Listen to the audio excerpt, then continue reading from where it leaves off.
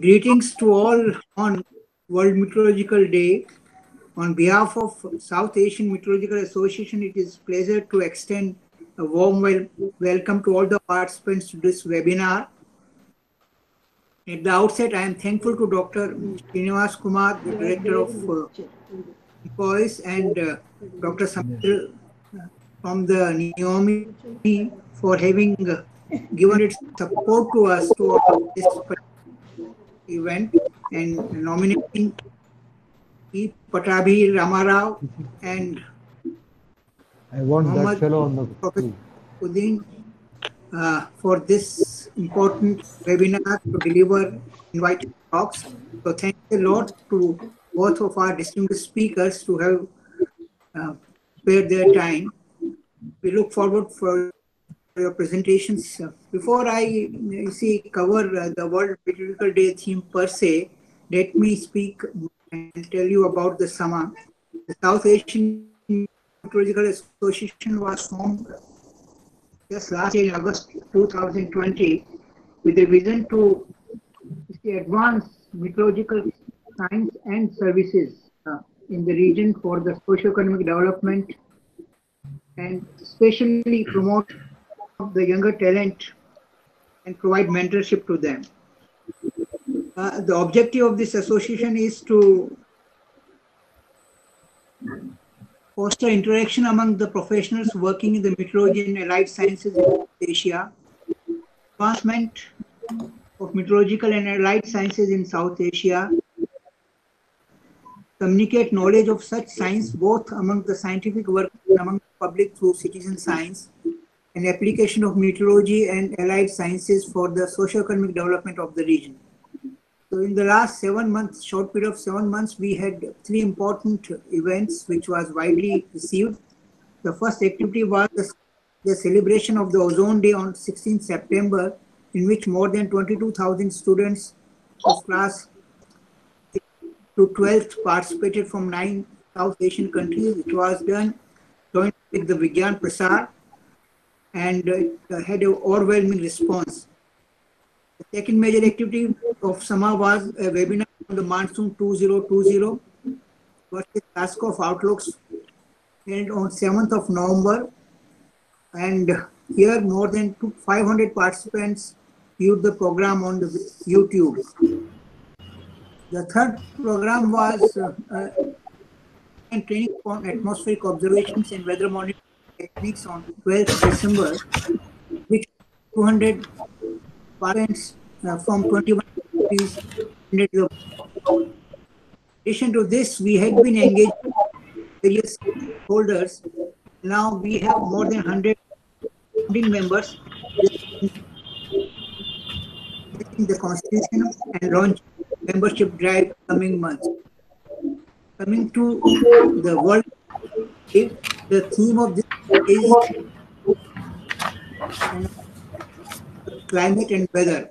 Now, this is a very important because recently meteorology community was confined itself to the atmosphere, but we know in the Earth system the ocean play a very important role.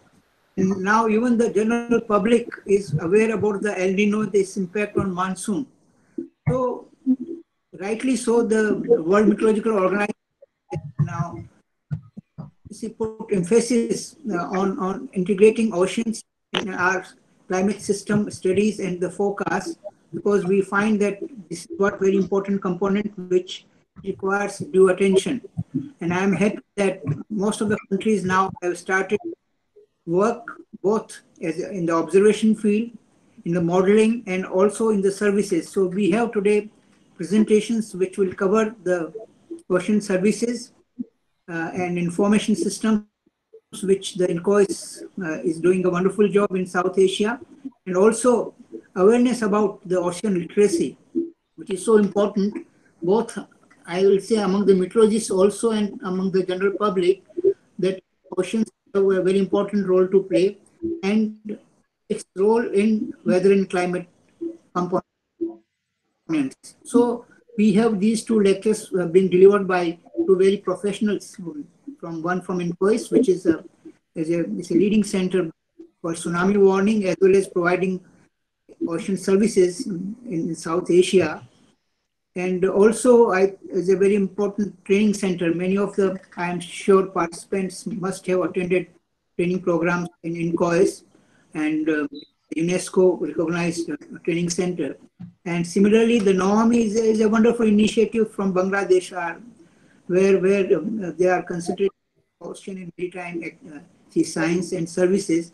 And we have got Professor Muhammad Uddin from the Chitgaon University, who is actively involved, and I am thankful to Noami for actively working and supporting us in this area. Now, this year also starts the UN Decade on the Oceans. So next 10 years, oceans are going to have a very prominent role in the world affairs, because they, not only for climate system, but otherwise also under the climate change, and also the economy and many other strategic reasons, the oceans are going to be a very important part of this both scientific community and also the community at large. So I think it is the right time that meteorological community start taking note of this and start actively engaging itself in the ocean of systems.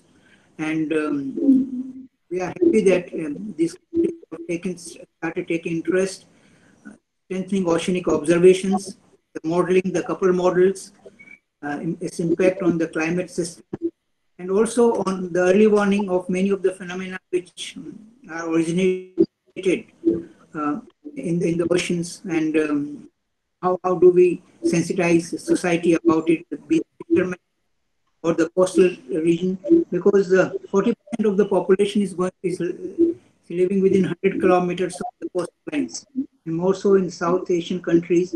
And so we have to sensitize the socio-economic aspect also of the oceans and their impact. So with these opening remarks, I would not like to take much of time. I am very happy, and in Sama also would like a very strong participation of our colleagues in the ocean community, and our association with NAOMI would like to strengthen, and also with INCOIS and NCOR, which is important, and IoT. They are in the country, and similarly from Sri Lanka, Pakistan, also because they are also countries with interest in the ocean. So we'd like to promote this particular aspect in the Sama countries, and I request Sama colleagues to take note of it and take it forward. Once again, thank you so much, and wish you a very happy WMO greeting, WMO Day, and look forward for a very active engagement throughout the year. Thank you. Thank you, Dr. Tagisa, for the welcome address and remark. I shall now play a video message of the Secretary General of WMO, Dr. Pitari Talas. And I hope that it will be visible to you and also audible to you clearly. So here we go.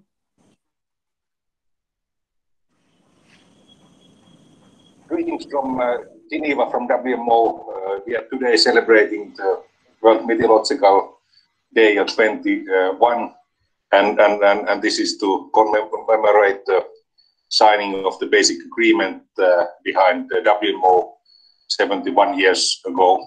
Actually, we are a much older organization. We were established only in 1873 as International Meteorological Organization, and we are the second oldest United Nations organization from that perspective. This year, the theme of World Meteorological Day is devoted to the theme, the ocean, our climate and weather. It celebrates WMO's focus in connecting the ocean, climate and weather within the Earth system. The WMO community has a major stake in supporting research, observations, predictions and services, and closing data gaps for the ocean. Our changing climate is warming the oceans, having a profound effect on our weather. 2020 was one of the 3 warmest years on record, despite of fairly strong La Nina cooling in the Pacific Ocean. last decade, 2011 to 2020, was the warmest decade on record since 1850s. Ocean heat is at record levels. Ocean acidification is continuing. Sea ice is melting. The rate of sea level rise has accelerated during the last decades. In 2020, the annual Arctic sea ice minimum was among the lowest on record. Polar communities suffered abnormal coastal flooding and sea ice hazards as a result of melting ice. Warm ocean temperatures helped fuel a record Atlantic hurricane season and intense tropical cyclones in the Indian Ocean and South Pacific Oceans. Actually, in the Atlantic, we were breaking the record in the amount of hurricanes. With more than 40% of the global population living within 100 kilometers of the coast, there is an urgent need to protect communities from the impacts of storm surge and coastal hazards through improved multi-hazard early warning systems. Nearly 90% of the world trade is carried across the sea and is exposed to the dangers of extreme maritime weather.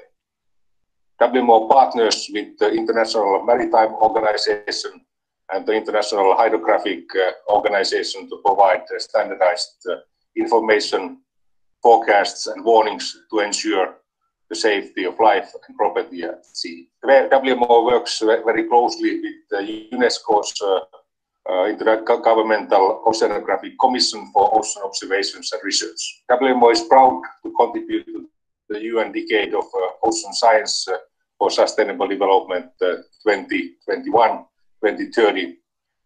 WMO is committed to the safe ocean, predictive ocean, and transparent ocean goals of the decade.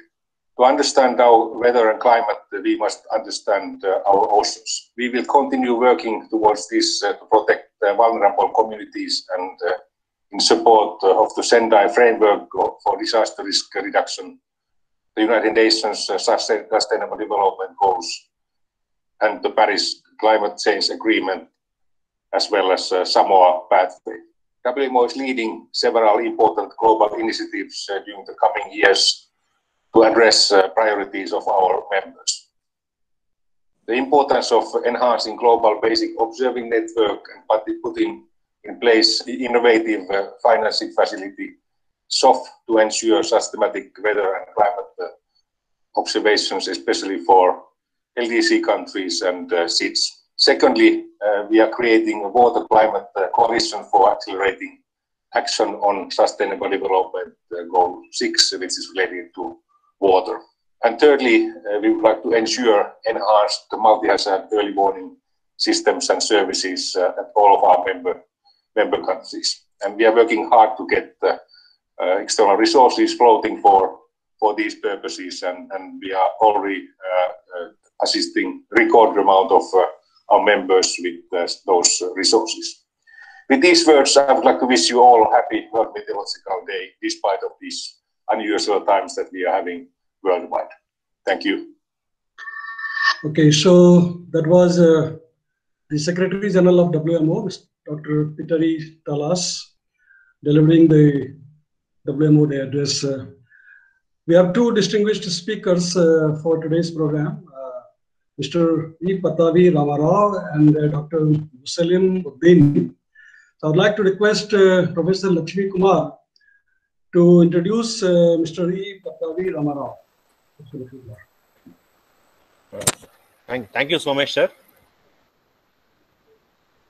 So on behalf of South Asian Meteorological Association, SAMA, I feel very happy to introduce Pattavi Ramarao Garu on this occasion of World Meteorological Day. So Mr. Pattavi Ramarao Garu obtained MSc in Meteorology with Hydrology and Marine Meteorology as special subjects from Andhra University, Visakhapatnam in 1994. So he joined Indian National Center for Ocean Information Services, that is INCOIS, as scientist in 2001. Currently, he is the Group Director of the Ocean Observations, Modeling and Data Assimilation Management Group at INCOIS. So he is responsible for implementation of ocean observing system to meet the data to meet the data requirements for providing operational services. So ocean observing systems include Argo floats, drifting buoys, ship-based automatic weather stations, the wave rider buoys, tide gauges, tsunami buoys, flux mooring, field experiments, etc. Pattabi Ramarao Garu has played a lead role in the development of ocean data and information system and end-to-end data management system for management of voluminous and heterogeneous surface marine meteorological and oceanographic data and digital ocean for 3D, 4D visualization of data and providing web-based data services to wide spectrum of users. He was in charge of the Indian Tsunami Early Warning Center during October 2016 to December 2020. He has been contributing significantly to the initiatives of the Intergovernmental Coordination Group for the Indian Ocean Tsunami Warning and Mitigation System of IOC UNESCO as the Vice Chair. So prior to joining INCOIS, Mr. Pattabi Ramarao Garu worked as a project engineer at National Institute of Ocean Technology located in Chennai during 1999 to 2001, including a short stint in the National Data Buoy Program NDBP. He worked as a research fellow at National Institute of Oceanography NIO Goa during 1996 to 1999 under the project Ocean Observing Systems. He received Indian National Geospatial Award 2010 instituted by the Indian Society of Remote Sensing and Certificate of Merit by the Ministry of Earth Sciences, Government of India for the year 2009. He is a life member of Indian Meteorological Society, Indian Society of Remote Sensing, Ocean Society of India, and is also actively involved in many international programs. He has several publications to his credit in peer-reviewed journals, conference proceedings, and technical reports. Sir, on behalf of South Asian Meteorological Association, so we welcome you, sir, for this World Meteorological Day celebrations being conducted by the SAMA. Thank you. Thank you, sir. Thank you, Lakshmi Kumar. I'm uploading my presentation. Yes, sir.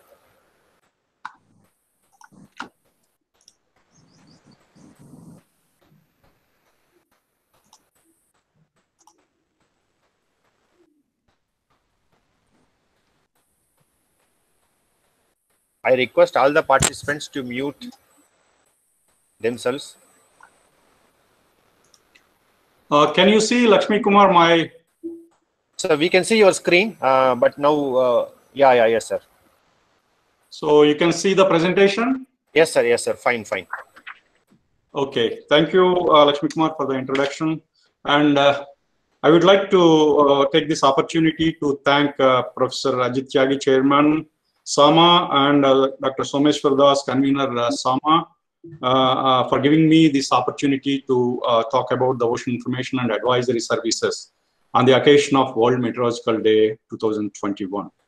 I would like to congratulate all the meteorological fraternity and the colleagues who joined here for this webinar. I also see my professors, Professor Bhaskar Rao and other colleagues from Andhra University as well. Good morning and greetings to all of you. So today I'm going to talk briefly about the ocean information and advisory services that are being provided by Indian National Center for Ocean Information Services. So in this presentation, I'm going to talk briefly about inquiries and also on ocean observations that are being implemented by India as well as other countries in the Indian Ocean. And then I'm going to talk about ocean information and advisory services. So coming to the oceans and coasts, we all know that 71% of the Earth is covered with the oceans, and majority of the population lives around the coast. And oceans are the major driver for the weather and climate, and also driving force for the monsoons. And it is a vital resource for the vital source for the resources like living as well as non-living resources, and also a medium for transport. 90% of the trade is happening through oceans. And as far as internal security is concerned, it is a strategic space. And it is also a realm for the oceanogenic disasters like storm surges, tsunamis, and other climatic effects like sea level rise, etc. And when it comes to the coasts have a fragile coastal ecosystem, a large community around, and coastal tourism. It supports the coastal tourism, and we also have the fragile ecosystem around the coast. So when it comes to the Indian Ocean is the second largest ocean on the globe, and it covers about 20% of the world oceans areas, and 36 nations of 3 continents shares this coast, and out of them many are developing countries, and we have about 1.5 billion populations living near the coast. And we have about 66,000 kilometers coastline, which is 40% of the global coastline. And most of the coastal areas are low-lying and vulnerable to these oceanogenic disasters, which I have mentioned. And also, it is a breeding ground for cyclones. 13% of the world cyclones in the seas around India generate in this region. And there were some few tsunami events in the past, which I am going to talk briefly about. Storm tsunami and storm early warning services. If you see that majority of these summer countries, all of the summer countries fall under the monsoon area, it shows here. And I also see that outlook are issued by the WMO for the monsoons. I'm happy to deliver a lecture on this occasion where majority of the summer countries are sharing this Indian Ocean coast. So coming to the importance of the ocean, United Nations Development Program has come up with the Sustainable Development Goals in 2015, which has got about 17 interlinked global goals designed to be a blueprint to achieve the better and more sustainable future for all. Out of which Sustainable Development Goal 14 is life below water, which tells about the conserve and sustainably use the oceans, seas and marine resources for sustainable development. Of course, it has got about 10 targets, which has got things related to marine pollution, reducing the marine pollution, reducing the ocean acidification, which General Secretary has mentioned in the inaugural address. And also there are several other targets like conserving the coastal and marine areas, increasing the economic benefits from the sustainable use of marine resources, supporting the small-scale fisheries, protecting and restoring the ecosystem, sustainable fishing, and subsidies contributing to the overfishing, and so on and so on. So from these things, now we have come up with like United Nations as has been observing 2021 to 2030 as the UN Decade of Ocean Science for Sustainable Development. And WMO Day 2021 is registered as an activity of UN Decade of Ocean Science and Sustainable Development. It actually aims at bolstering the scientific research and innovative technologies to ensure science responds to the needs of the society through stronger international cooperation. So it writes the UN Decade aims to have these aspects which are mentioned here. By end of 2030, would like to have a clean ocean where sources of pollution are identified and removed, a healthy and resilient ocean where marine ecosystems are mapped and protected, a predictable ocean where society has the capacity to understand current and future ocean conditions, a safe ocean where people are protected from ocean hazards, and a sustainable harvested ocean ensuring the provision of food supply, a transparent ocean with open access to the data, information, and technologies, and finally an inspiring and engaging ocean where society understands the values of this ocean. So in my talk today, I'm going to address some of these targets which are mentioned here, where we are addressing, and what is the present status and what are our future plans as part of our activities of ocean information and advisory services. So coming to a brief introduction about the Indian National Center for Ocean Information Services, INCOIS has been established in 1999 with a mandate to provide best possible ocean information and advisory services to the society, industry, and government agencies and various stakeholders through sustained ocean observations as well as focused research to improve these advisory services from time to time. If you see these advisory services which INCOIS has been providing, we have ecosystem services, potential fishing zone advisories, coral bleaching alerts, harmful algal blooms, coastal water quality, ocean state forecast, And we also have disaster-related warning services, coastal geospatial applications, and data services, and finally the capacity building.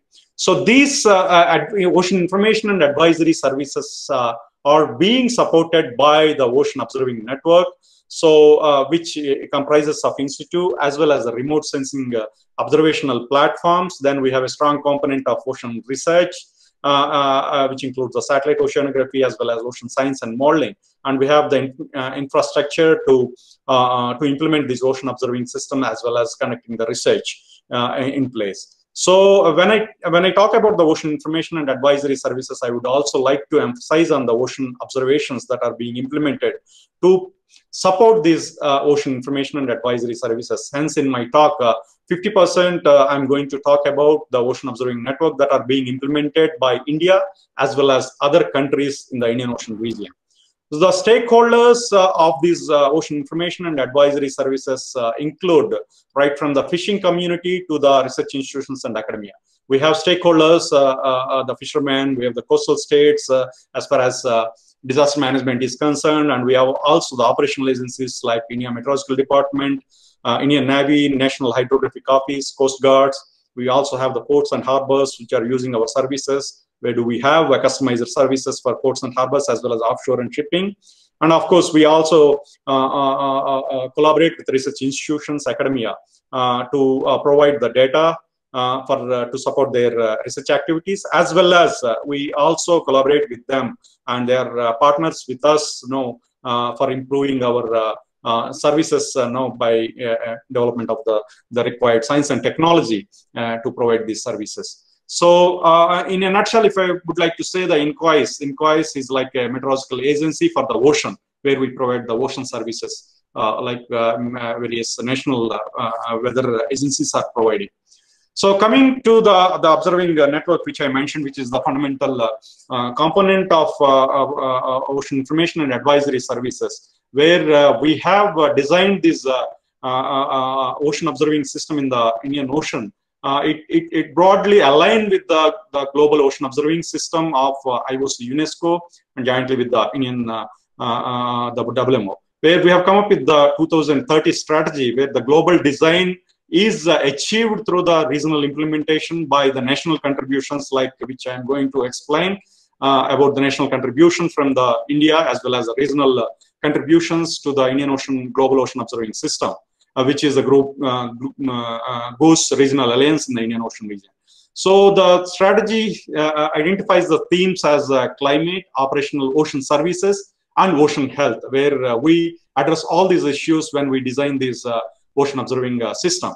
And through this ocean observing network, we measure the essential ocean variables like the physics, biogeochemistry, and coastal ecosystems. So where we have a list of parameters that have been listed here, both atmospheric, marine, meteorological, oceanographic, biogeochemical, which I'm not going to list, and you will listen more from my subsequent slides. So our design is broadly on the GOOS, and as I mentioned, we have the regional ocean observing network in the Indian Ocean, which is the part of Indian Ocean Global Ocean Observing System of GOOS, where we have come up with the Indian Ocean Observing System based on the societal needs and the operational drivers. So the observing system is designed to meet the societal needs, which are listed here, which is to support the rapid growth in the blue economies and opportunities to exploit the ocean resources, both the living and non-living, as well as the services. And also to support the agriculture farming dependent on the monsoon, where these observations will support this forecasting of this weather and monsoon as well as the climate. And also support the marine fisheries depending on the ocean conditions, and also to support these hazards, oceanogenic hazards like extreme weather events as well as the climate. And operational drivers that include to understand the subseasonal to seasonal scale processes to understand and forecast, and improvement of the surface fluxes, and also these data will go as input to the ocean data simulation systems. So Indian ocean observing system we had implemented from 2004, where we had the phase 1, and now to align with this UN decade, now a roadmap has been prepared based on the societal needs as well as operational drivers, aligning with the UN Ocean Decade 21 to 30.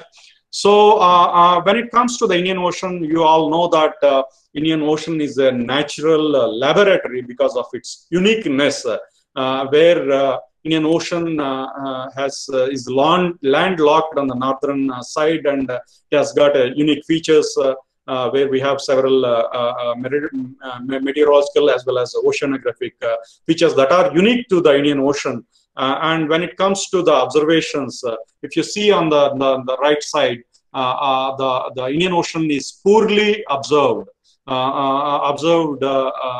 In the beginning of the 20th century, where we have very few observations from the ocean, and then it has been gradually improved. This figure shows the observations, the number of profiles on 5 degree by 5 degree grid during 1938, and then the present status. So it has been there has been a very good improvement in the observations with the advancement of science and technology, in particularly the sensor development, automated instrumentation, providing the data in real time. Otherwise, earlier we used to go on ships to collect one temperature and salinity profile, which used to take about a month or so, which you come up with only 30 profiles. If you see for an example on the left-hand side, the world ocean circulation experiment, which has been conducted in different basins of this different ocean basins, has generated only 20,000 hydrographic casts during 1991 to 1997.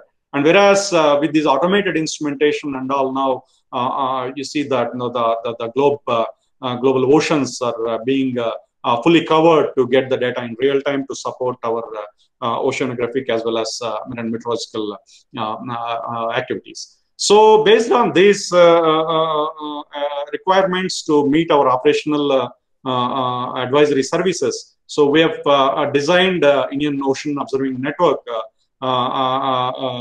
to support ocean information advisory services, data assimilation, which goes which is the major requirement from the ocean atmospheric models, and also it supports the validation of operational nowcast and forecast, and also understanding the oceanographic processes and its interaction. And we also conduct the field campaigns for understanding the process-specific studies for collection of high-resolution data using the state-of-the-art oceanographic equipment, where we do get fine or high-resolution data to understand the mixing process. And also we do have latest instrumentation getting the direct covariance fluxes from these oceans, as well as we also support this capacity building, which Chairman Sama has mentioned that we have been hosting the International Training Center for Operational Oceanography. So we have designed the Ocean Observing Network. INCOIS is leading this ocean observing program in the Indian Ocean, where we have a variety of observing network, which I have mentioned here. I'm not going to list out all because I have one slide for each. And broadly, Ocean Observing Network is implemented by INCOIS, National Institute of Ocean Technology, as well as INCOIS also supports the National Institute of Oceanography to execute 3 ocean observational programs. So the first observational program which I'm going to talk is the International Argo program, where which is a component of Global Ocean Observing System. They are aiming to have one float at 3 degree by 3 degree interval to get this data in real time. So it is like a radio sonde in the atmosphere, but this is the float that goes down once it is deployed, goes down to the 2000 meters, and then it comes up at a predefined cycle. Typically, it is a 10-day cycle, which comes up while coming up, it takes the temperature and salinity, which are the important parameters as far as oceanography is concerned, and it transmits the data in real time to the satellites. There we receive this data in the ground station at INCOIS, and then we use it for our operational activities. Also, we disseminate it on the global telecommunication system of World Weather Watch for its utilization in the ocean and atmospheric models. So the objectives of the program is to improve ocean and climate forecasting, understand the Earth's interactions, and also to predict the seasonal to decadal climate variability. And there have been wide range of applications where researchers are using this data. India has been part of this program. INCAIS is leading this Indian Argo program, and we are supposed to deploy 50 per year. As of now, we have deployed about 500 floats in the Indian Ocean, and we'd like to continue this program. So this INCAIS also serves as the regional Argo data center as well as the national Argo data center. And we receive this data in real time, process it, and then put it on the GTS for operational agencies for their utilization in their forecast. And also we generate various Argo data and data products which are used by research communities. So other important observational program is National Data Buoy Program. It was established in 1997 to get the marine meteorological data from the seas around India. So now it has been called as the Omni program. This program is implemented by National Institute of Ocean Technology, but then the data is transmitted to INCAIS, which serves as the data center to receive it in real time as well as use it for our operational activities, and then also to provide these data on GTS, again for utilization in operational weather and ocean forecasting. So this network has been providing real-time data, continuous data since 1997, and this data is being used for a wide variety of applications. And this is providing very important data during the cyclones. So several cyclones have passed over these buoys, which has provided very, very important and vital data to understand the cyclogenesis as well as the ocean response to the cyclones. So it has typically the marine meteorological sensors on the surface at 3 meter height from the sea surface, where this mass hosts a variety of meteorological sensors, and also we have subsurface oceanographic sensors where we get data on temperature, salinity, as well as currents. So this was established in 1997, and we have been continuing. And at present, we have 12 buoys operational in the open ocean, and also we have coastal buoys. And we also have some buoys to validate satellite data, which is called calibration and validation sites. So then we also have a Rama array network, which is being implemented by NOAA PMEL of USA, where Ministry of Earth Sciences has been supporting this program by giving the ship time, as well as INCAIS and NIOT have been associated with this program, where they have deployed about 46 buoys. They plan to deploy about 46, out of which 36 have been implemented, and probably as part of Windows, they're going to complete this targeted number of buoys. So there are variety of buoys, basically typically like our National Data Buoy Program, which I have mentioned. So then they have been providing this data in real time. Again, INCAIS receives it in real time and utilizes for operational activities. So other observational network is INCAIS has set up automatic weather stations on board research vessels of Ministry of Earth Sciences, as well as the vessels of Shipping Corporation of India, ONGC, GSI, etc., to get this marine meteorological data in real time wherever the ship goes. Typically, you see that the trajectory of the ship that has provided data along these shipping tracks. So basically, these data which we use it for validation of our ocean state forecast models, and also again, as mentioned, which goes in global telecommunication system in real time for operational use. So this is one typical observations which we have received during the Hudud cyclone, where our ship Kaustubh, where our automatic weather station is there, which has recorded the data during the cyclone Hudud. So this provides a vital information during cyclones, as well as the other required meteorological parameters. So other important program which we implemented, the Department of Ocean Development from 1997, which has been now Ministry of Earth Sciences. So earlier, National Institute of Ocean Technology has implemented this program, and 2017 onwards, INCAIS has been implementing this program. Again, these drifting buoys provide the marine meteorological data in real time for various operational users, and it provides the the sea surface temperature, air pressure. Air pressure is one important observation as far as marine meteorology is concerned. We have only few buoys that are reporting from the entire Indian Ocean region. So then we would like to have more coverage where we do get the air pressure data as well as the sea surface temperature, and also we can indirectly derive these surface currents from these drifting buoys. So we are supposed to deploy 50 per year, and as well, there are about 25 countries are deploying drifting buoys in the Indian Ocean region. Because there has been a gap in the deployment because we are unable to deploy flow drifters in the last year due to the COVID. Probably this area will be covered during the next year, which will provide vital information on the marine meteorological aspects. So other important observational network is the wave rider buoy network, where we have deployed about 15 wave rider buoys all along the Indian coast as well as near the seashells. This is mainly to get the data to validate our wave forecast, which we have been providing as part of our ocean state forecast activity.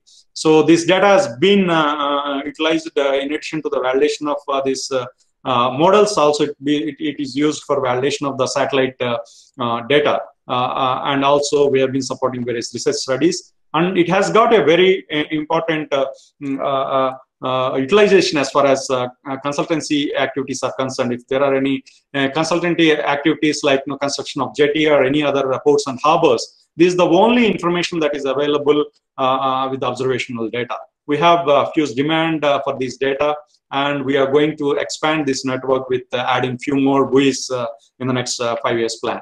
So in addition to that, now we also have the Indian Tidegase network, which has been established as part of our tsunami early warning system, where we have 36 tidegases established all along the Indian coast, which provides the real-time data to INCOIs. Mainly, we use this mainly to monitor if there are any tsunami activities in real-time use. Otherwise, the long-term data from this sea level observatories will help in understanding the climate change. So all this data, we receive it in real time, as well as we also receive the data from the international tide gauges as part of a global sea level observing system. So it has got variety of applications, and the data has been utilized for many research activities, as well as in addition to the research and activities. So other important observation program which we have set up is the Indian Tsunami Buoy Network, where we are having 12 tsunami buoys, mainly to monitor the tsunami movement. If there is any tsunami triggered by the earthquakes in the Indian Ocean region, these tsunami buoys will confirm that as the earthquake has generated tsunami. So that the bulletins issued by the Indian Tsunami Early Warning Center confirms the tsunami generation by using these observations that are coming from the Indian Tsunami Buoy Network. So the Tsunami Buoy Network is being maintained by INCOIS as well as the NIOT, where INCOIS maintains 5 buoys, which are mentioned as the STBs, are maintained by INCOIS. These are called site tsunami buoys. And NIOT has indigenized these buoys, which are called the TBs or ITBs, Indian Tsunami Buoys. These are the indigenized buoys by National Institute of Oceanography. All these buoys report data in real time to INCOIS for using it in tsunami early warning system. And also we get data from about more than 100 tsunami buoys in real time from the global tsunami buoy network, where we use it for our operational tsunami early warning. So other important activity in the absence of Argo program, which Argo program started in 2002, and earlier we didn't have, we have very few ship-based observations.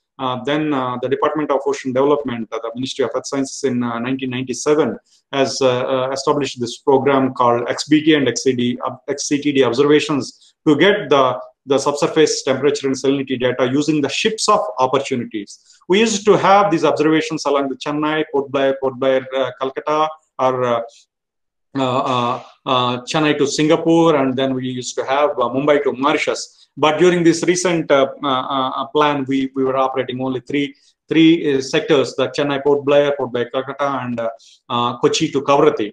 So otherwise, this program 1997 to till now, it has been providing very, very important data sets which complements now the Argo program. We'd like to continue this program. There has been a global program where many countries have been obtaining or conducting these surveys to get these data in the data wide regions of Argo floats, as well as this will also supplement this Argo profiling floats. And it is we are part of the international program called Shifts of Opportunities, where we support these international activities. So other important observational program is the currents. You all know that now how the currents distributes the heat across the coast. So we'd like to understand these currents patterns in along the coast as well as in the equatorial Indian Ocean.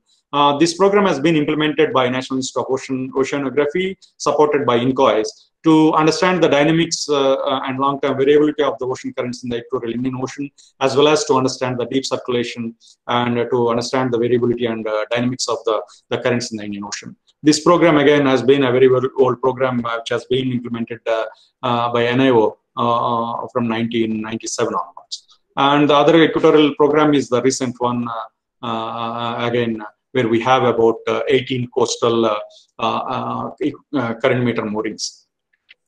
So in addition to the current meter moorings, we also have the coastal HF radars, where we have National Institute of Ocean Technology has set up 5 sets of coastal radars to monitor these currents, coastal currents. This data is coming in real time at every 1 hour interval. These radars provide this data, which scans 200 kilometer square area and provide the real time data through INCOIS, where we use it for our operational requirements. And they also have to increase this network to cover the entire Indian coast. We are also planning to have 3 more pairs of these coastal radar networks in the future. So in addition to the operational programs, we also have the field campaigns now to understand the monsoon, where I'm not going to explain in detail because I have to cover ocean observation, ocean information and advisory services. There have been several field campaigns that were conducted in the Indian Ocean, where we have the MONEX, JEGOFS, INDOEX, BOBMEX, and ARMEX, which are aimed to understand various oceanographic as well as atmospheric processes to understand, like, the onset of the monsoon, as well as the impact of the ocean on the variability of the oceans, as well as understanding the monsoon patterns. So those were the old field campaigns which we have conducted, where several national institutions as well as other countries are involved. And recently there has been one field campaign which is called Air Sea Interaction Research Initiative, as part of the ocean mixing and monsoon under the Monsoon Mission of India, where INCOIS and ISRO jointly has organized this program to conduct field campaigns to obtain the high resolution data using the state-of-the-art oceanographic equipment like gliders, Lagrangian floats, UCTDs, flux moorings, etc., to mainly to get the high resolution data and also the direct fluxes to understand the processes and also turbulent mixing in the mixer layer depth, as well as the boundary layer of the atmosphere. So this program has been conducted in 2004, which has brought new insights in understanding of the oceanographic process, where there is a special volume has been published. And as part of this program, we also have deployed flux mooring by INCOIS, which we have procured from the Woods Hole Oceanographic Institutions, where we have high-resolution sensors fitted onto this mooring. We have the SEMET sensors, where observations are taken at 1 minute interval, as well as direct covariance fluxes called DCFS, to get this direct fluxes, which supports this operational ocean as well as atmospheric models. So this flux mooring was in place from 2019 to 2020 September. We have just recovered this buoy in the October, and the data is being processed, and we are expecting that now definitely we are going to have new insights in understanding of this turbulent process, turbulent mixing, both in the marine boundary layer as well as the atmospheric boundary layer. And also we'd like to continue these process specific studies in the future. We using this state-of-the-art oceanographic as well as the meteorological equipment where we are coming up with a program called Arabian Sea experiment to obtain this data and to understand this turbulent mixing of this boundary layer as well as the mixed layer. So in a nutshell, if you see that ocean observing network by India is fairly covering the entire Indian Ocean compared to the 1930s, which I have shown. So which has been providing data in real time to support various operational ocean services as well as the oceanographic research. So there have been program has been implemented by INCOIS, NIOT, NIO, and also we are part of the international programs called IOBOOS, IIOE2, as well as SOOPS, Ocean Sites, JCOM, etc. So as I mentioned, in addition, this is the Indian program, and in addition to that one, we do have programs by various other countries. About 30 countries are implementing this observational program with Argo floats, moorings. Then we have the ship-based observations, XBTDs. So we have the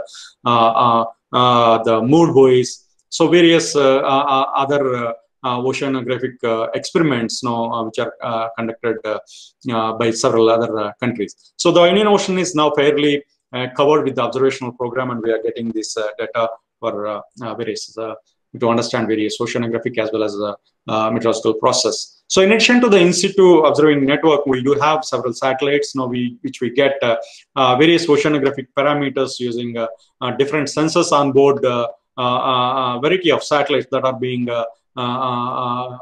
established by various other countries. Of course, India also, we have satellites now which we provides the oceanographic as well as the meteorological parameters, like Indian remote sensing satellites, INSAT, OceanSat 2, now OceanSat 3 is being planned, and we have SARIL, Altica, and we have the Megatropics, where providing various atmospheric as well as marine meteorological and oceanographic parameters. So now this is the data, how it is being utilized for providing the ocean information and advisory services. The data from all these observing network goes into various models to provide ocean information and advisory services, which includes like the validation of the model simulations that INCOIS has been using a suite of models to provide these ocean information and advisory services, and also this data gets into the data assimilation scheme called Global Ocean Data Assimilation Scheme, where these analysis products are being utilized by Indian Institute of Tropical Meteorology in their coupled ocean atmospheric models. And also this data is being used for providing the disaster or hazard events like the cyclones and tsunamis, storm surges, etc. So this is how the data is being fruitfully utilized for generation of this ocean information and advisory services. So coming to the second part, like ocean information and advisory services, where INCOIS has become a leading agency as a operational oceanographic institute to provide ocean information and advisory services. We broadly categorize these services into two. One is the ecosystem services, the other one is the multi-hazard early warnings. The ecosystem services comprises like potential fishing zone advisories, coral bleaching alert, harmful algal blooms, coastal water quality, whereas multi-hazard early warning where we give the tsunami early warnings, storm surge early warnings, ocean state forecast, marine search and rescue, oil spill trajectory, etc. So I'm going to briefly talk about each service where we are providing. The first service is the potential fishing zone advisory services, where this is the flagship program of INCOIS when we started in 1999. The program, the science has been developed by the National Remote Sensing Agency as well as the Space Application Center, which we have been operationalized to provide these potential fishing zone advisory services. We use the sea surface temperature, which tells about the conducive environment for the ship, the fish to be there, like identifying the meanders, eddies, friends, etc., which tells about the conducive environment, the typical temperatures, which we get from this NOVA series of satellites as well as METOP, and we have the NPP satellite. We get the data in real time, and we identify these eddies, meanders, and friends, and also the chlorophyll data that is coming from the OceanSat 2, our own satellite, which tells about the distribution of the chlorophyll, which is basically the food availability to the fish. So we integrate this, both the information, we convert them, we identify the potential fishing zones, which tells about the likely availability of the fishes. We convert these information, this potential fishing zone information, into latitude and longitude in geographical coordinates as well as the geospatial maps. And these maps are being provided to the fishermen along the coast, and it has been widely used by the fishing communities.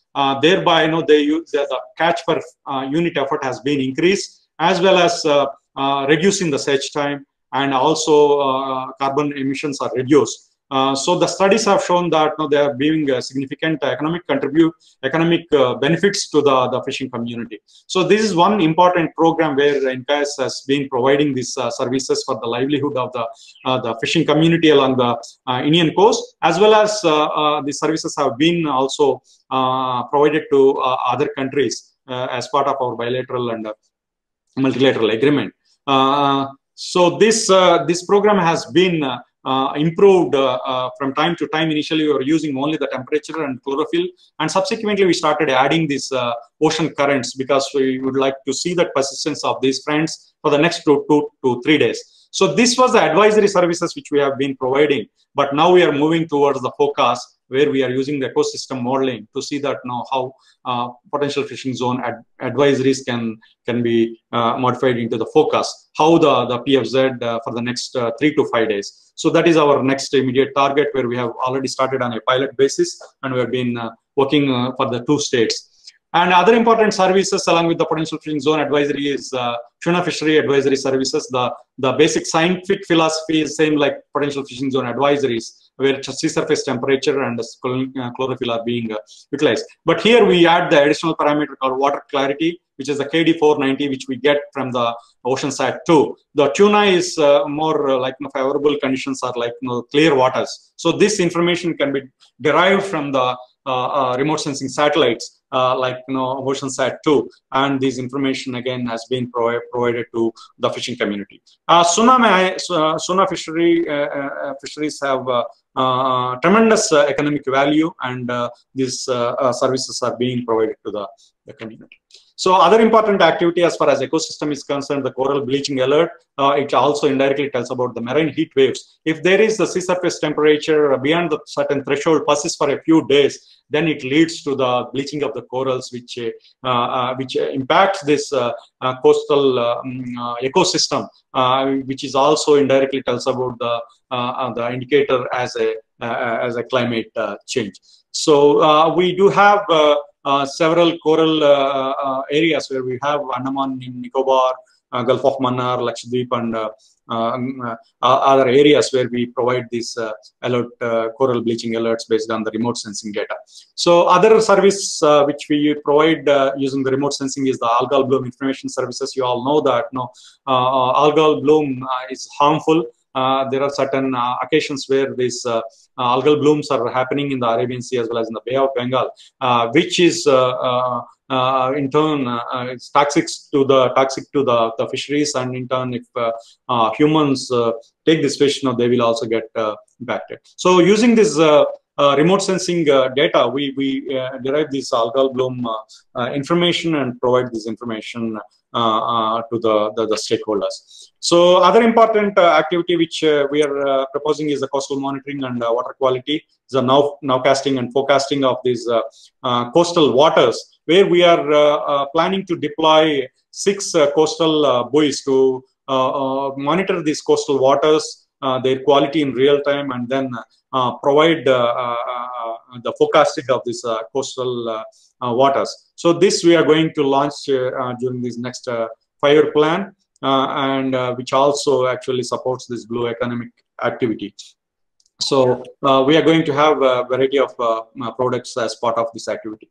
So other important activity as far as multi-hazard early warning is concerned, NCAS has been providing the ocean state forecast, where we use the suite of models to provide forecasts of various parameters like the temperature, salinity, mixed layer depth, ocean currents, and various other parameters. Now we have about 50 user-specific products which we generate on a daily basis for the next 3 to 5 days at different scales. Like we have a global forecast, we have the regional forecast, we have the coastal forecast, and we have location-specific forecast and also tidal forecast. And And also we provide the high wave alerts in case of there are any atmospheric disturbance in the ocean, like the cyclones and the storm surges. And we also have customized products for the ports and harbors, where we generate these products exclusively for the customers. So otherwise, this is one service like the weather agencies they give for the atmosphere, for the weather. This is the one important service which is being provided by INCOIS as far as ocean state forecast is concerned. So these are the customized products which I have mentioned, where we develop different products for the ports and harbors based on their requirements. And then we also have the high wave alerts in case of any atmospheric disturbance in the ocean. So if the wave height is more than 2 meters, then we start issuing these bulletins. But at present, we have been issuing these bulletins jointly with India Meteorological Department, because India Meteorological Department was issuing these bulletins in the past. But now, based on this qualitative and quantitative information, INCOIS jointly with IMD has been issuing these joint bulletins on high wave alerts. So this information is being, both the ocean state forecast as well as the high wave alerts are being disseminated in various coastal languages. So the information is being used by a variety of stakeholders.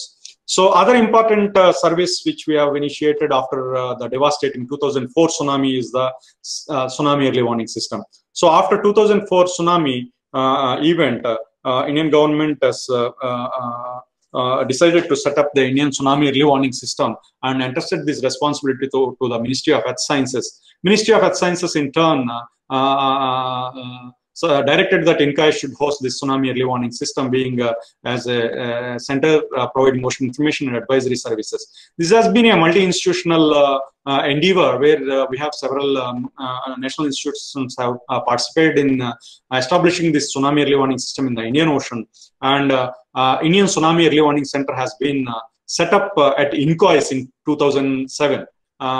Where the system comprises of observational network, where we have the seismic network, where we do get data from about 350 seismic stations all around the globe to monitor the earthquakes that are happening in the ocean. Otherwise, of course, we continuously monitor the earthquakes, but we act when there is an earthquake in the ocean that is also in the Indian Ocean, and then we issue the advisories. And also, we do have the Tsunami buoy network, which I have mentioned, both national as international, and we have the Tidegase network, both national and international, where we get about 300 plus Tidegase data that is coming from this observational network. And all these data are being received at the Indian Tsunami Early Warning Center through various communication modes. We use a variety of data like bathymetry, tsunami modeling, topography, and modeling data to generate these tsunami early warnings. And also we have the capacity building program and also R&D to support or improve these tsunami advisories that are being provided by INCOIS. We have a standard operating procedure developed based on the NDMA guidelines. There is an earthquake in the Indian Ocean of magnitude more than 6.5. We start issuing the bulletins, the first bulletin, and then the second bulletin, if an earthquake has a potential to generate the tsunami, our decision support system based on the standard operating procedure, then we use the model scenario database and then issue the second bulletins with the information on the likely areas that are going to be inundated.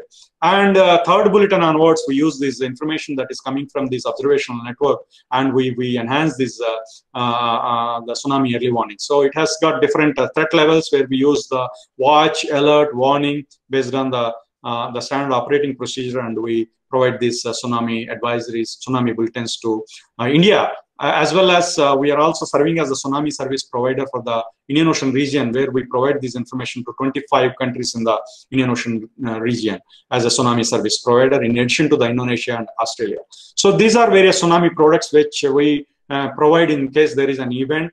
We provide the threat maps, which are the coastal areas that are falling under different threat status like alert, watch, and warning. And also we provide what is the time that the tsunami wave is going to hit at different coastal forecast points or coastal forecast zones based on our model results. So these various products, as per the standard operating procedure, we provide it to the stakeholders like the disaster management officials of coastal states, as well as the national tsunami focal points in the Indian Ocean region as part of our tsunami service provider.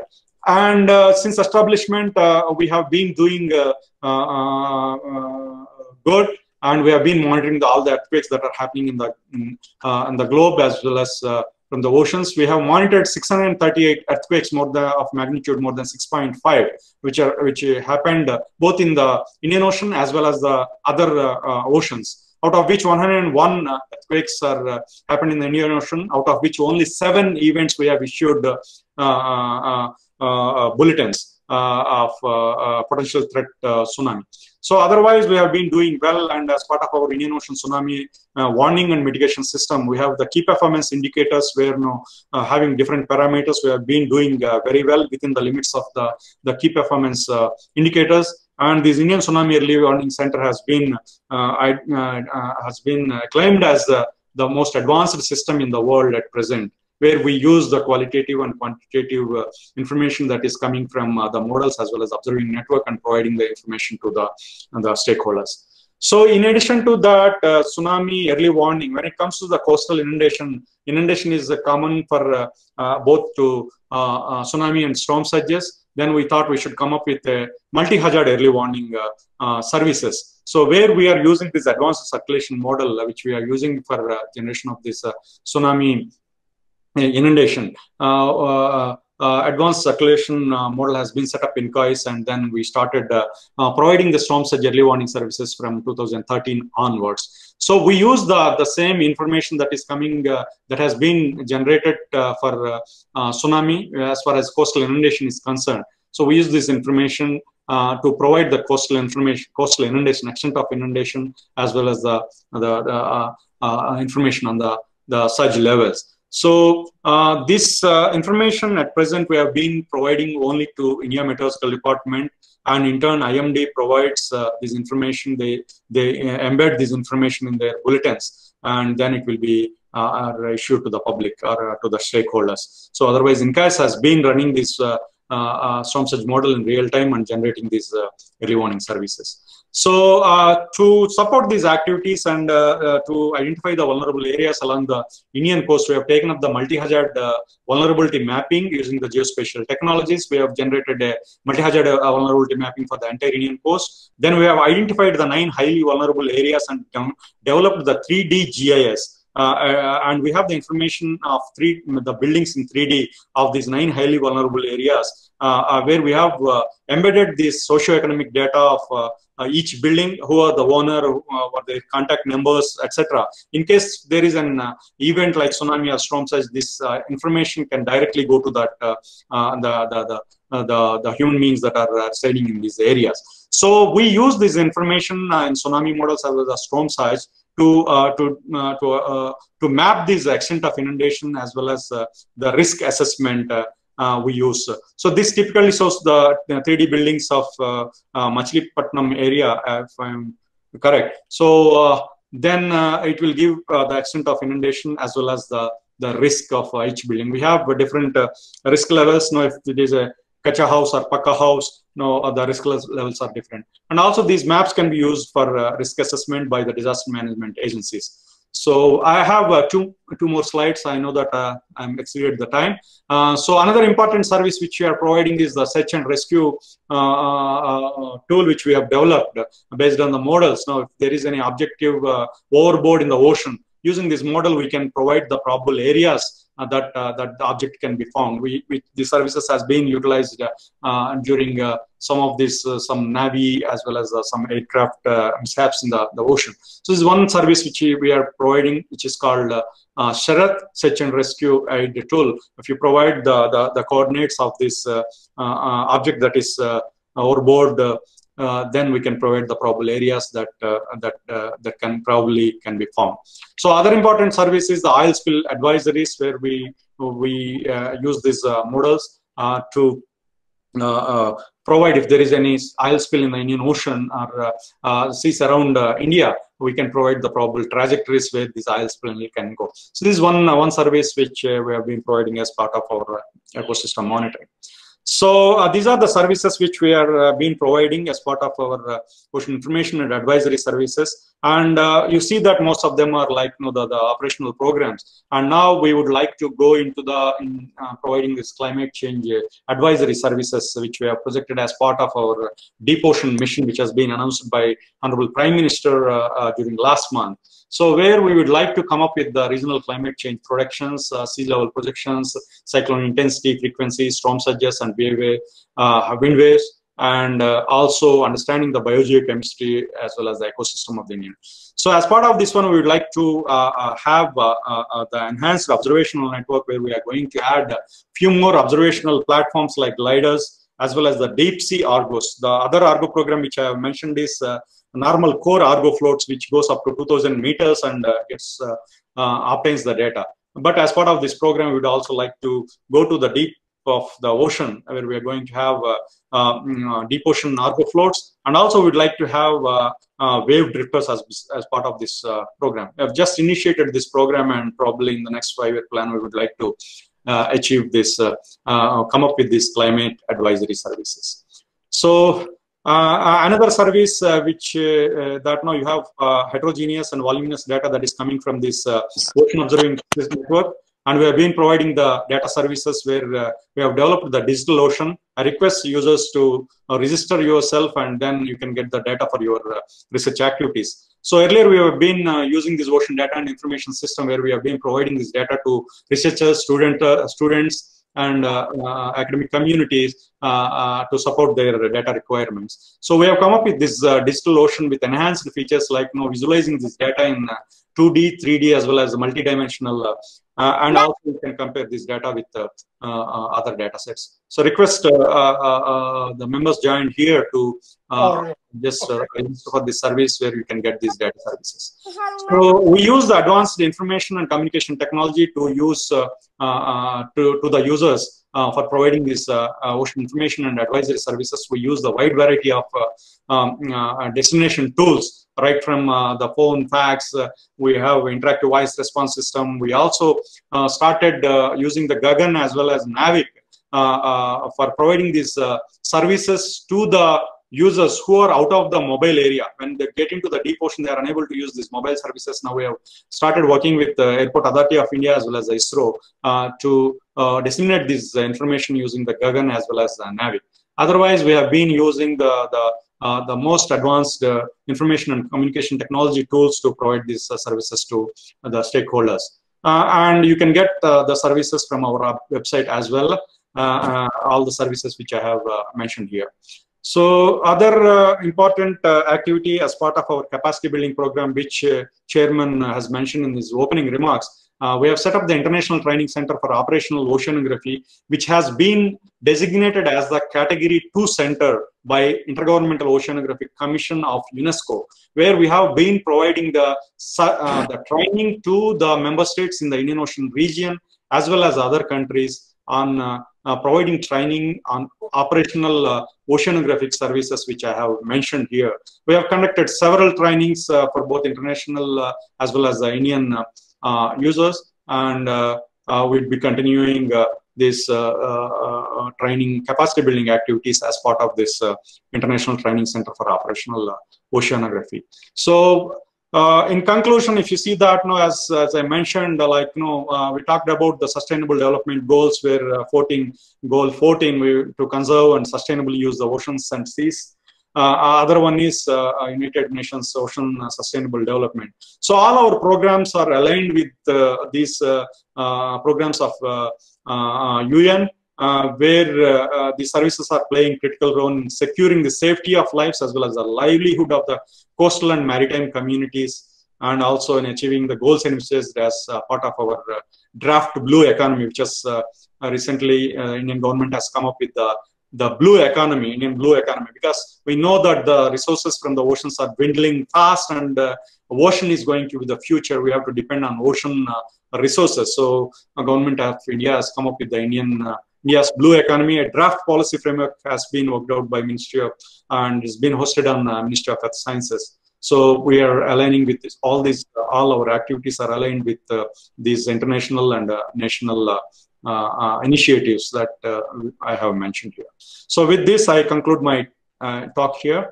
and I thank Sama for giving me this opportunity to talk about our services. Thank you very much. Thank you very much, Mr. E. Pattavi Ramarao, for your excellent talk. You have presented the comprehensive activities of INQUAS. Thank you very much. There are some questions, but those questions will be taken up after both the talks are over. So our next talk is by Dr. Muslimuddin, and I will request Dr. Mohan Kumar to introduce Dr. Uddin. Okay, thank you, sir. Thank you very much for your kind information to introduce Professor Dr. Mohammad Muslimuddin Munna. It is my great honor to introduce Professor Dr. Mohammad Muslimuddin Munna. He is the chairman of the Department of Oceanography at the University of Chittagong, Bangladesh. He is also the founder chairman of Blue Green Foundation in Bangladesh, which is a non-profit voluntary organization working towards a blue economy-based green Bangladesh through developing an ocean and environment literate society since 2015. He is one of the initial organizers and board members of Asia Marine Educators Association, that is AMEA. He is also an elected vice president of the Indian Intergovernmental Oceanographic Commission's Committee for Central Indian Ocean. He is the treasurer of the newly formed Oceanographic Society of Bangladesh, OSB. He is also working as a research person and distinguished scientist for Tsunami. He born in Bangladesh in 1976 and earned his Doctor of Philosophy in Art Science from the University of Ferrara, Italy in 2015. He also completed an advanced post-graduation category A in hydrography from Center for Coastal and Ocean Mapping, University of New Hampshire, USA in 2011. He has done his BSc Honors and MSc in Marine Science from the University of Chittagong, Bangladesh in 2001 and 2003 respectively. After completion his BSc Honors and MSc, he joined at the Institute of Marine Science and Fisheries as a lecturer in 2005 and subsequently promoted to assistant professor and associate professor in 2007 and 2016 respectively. In 2019, he joined at the Department of Oceanography of the same university and has been serving as the first regular chairman of the department since July 2020. Along with teaching and research at the university, he has been leading and involved with several professional and volunteer organizations working for society, environment, and education development. He has very good publication in reputed journal. Now I would like to request Professor Dr. Muslimuddin to share his slide and present his invited talk. Welcome, Professor Dr. Muslimuddin Ahmed.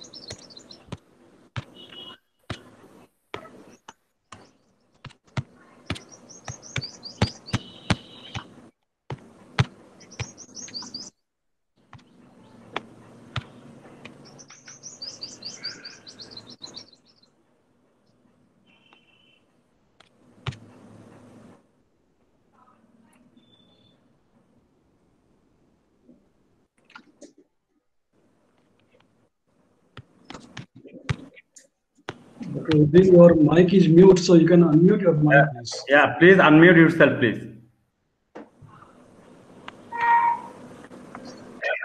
And share your slide.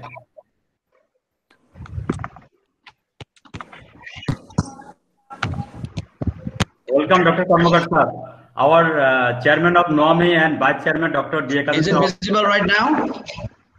You please share your slide.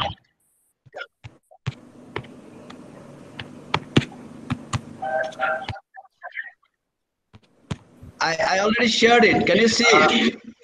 It was earlier, but now it is not seen. Yeah, now it's coming up. Yeah, now coming up. Just wait and make it slide mode, please. Okay. Yeah, now it's okay. Yeah. Make it presentation I mode. did already. Okay. Yeah, I did, I think. Okay. Thank you very much for your nice introduction, and I was really enjoying the presentations given by Dr. Rao, because I know about INCOES, the giant organization in India. When I visit India for professional work, actually INCOES is my second home. So really they work very hard, and they have a huge capacity to work in the Indian Ocean and our subcontinent. I'm really grateful to the SAMA, its officials, for organizing such an time-demanding programs webinar in association with INCOES and the NOAMI. Before going to my presentation, I would like to remember late Rear Admiral Musharraf Hussain Khan, who was the former chief of Bangladesh Navy, and he was the founder chairman of NOAMI. Unfortunately, he passed away 13 October 2018. So we pray for his great soul. Just before going to my presentation, I'm going to give a brief on the National Oceanographic and Maritime Institute, NOAMI, which is one of the co-organizers of this webinar. NOAMI was established in the late 1978 by a group of marine science enthusiasts under the leadership of Amar Khan, in order to promote education and training in oceanographic sciences, assist in creation of knowledge base and dissemination to the people. And to the decision makers in particular, so that the social economic development could be achieved for proper exploration and exploitation of our oceanographic resources.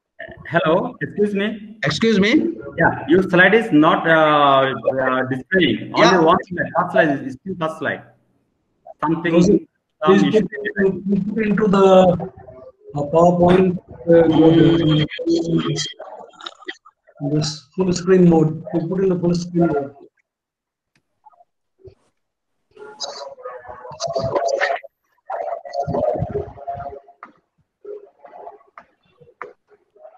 Is it okay right now?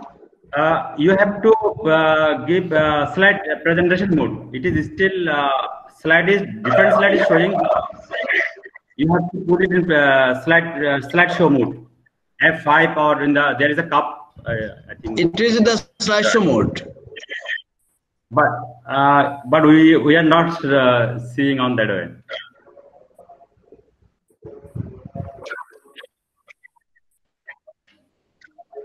Your presentation to stop presenting.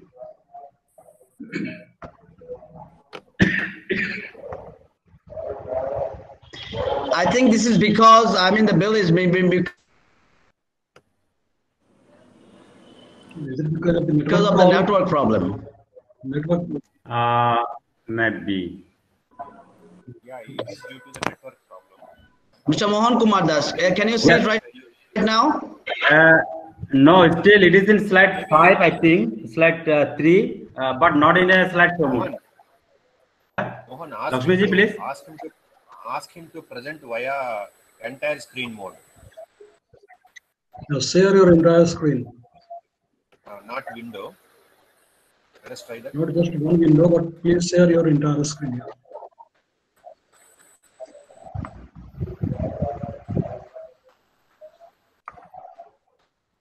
Or Mohan, he can send an email to you immediately. Yeah, that will be I think. No, ask him to open. Yeah, could you please email the presentation to us? So yeah, now I think now okay. Now okay. Now okay. Now okay. Yeah, all right, fine, great. Thank you. Ask him. Okay, thank you so much, and thank you for your patience. Thank you. Lakshmi, you want to say something? Scroll down. Yeah, okay. To scroll down. Yeah, now it is fine. Now, okay. Good. Okay, please continue. Thank you. Okay. Okay. Thank you for your patience. So I was giving a brief on the National Oceanographic and Maritime Institute, NOAMI. So over the first 40 years, NOAMI has been working in promoting ocean science, and they do it by execution of different projects, scientific projects, organizing conference, seminars, symposium in national and international levels.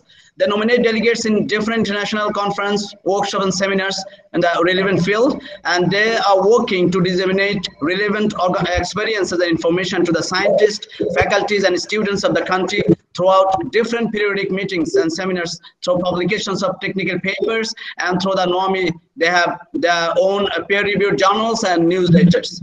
NOAMI has been focal point for the Intergovernmental Oceanographic Commission, that is IOC of UNESCO, by the government of Bangladesh.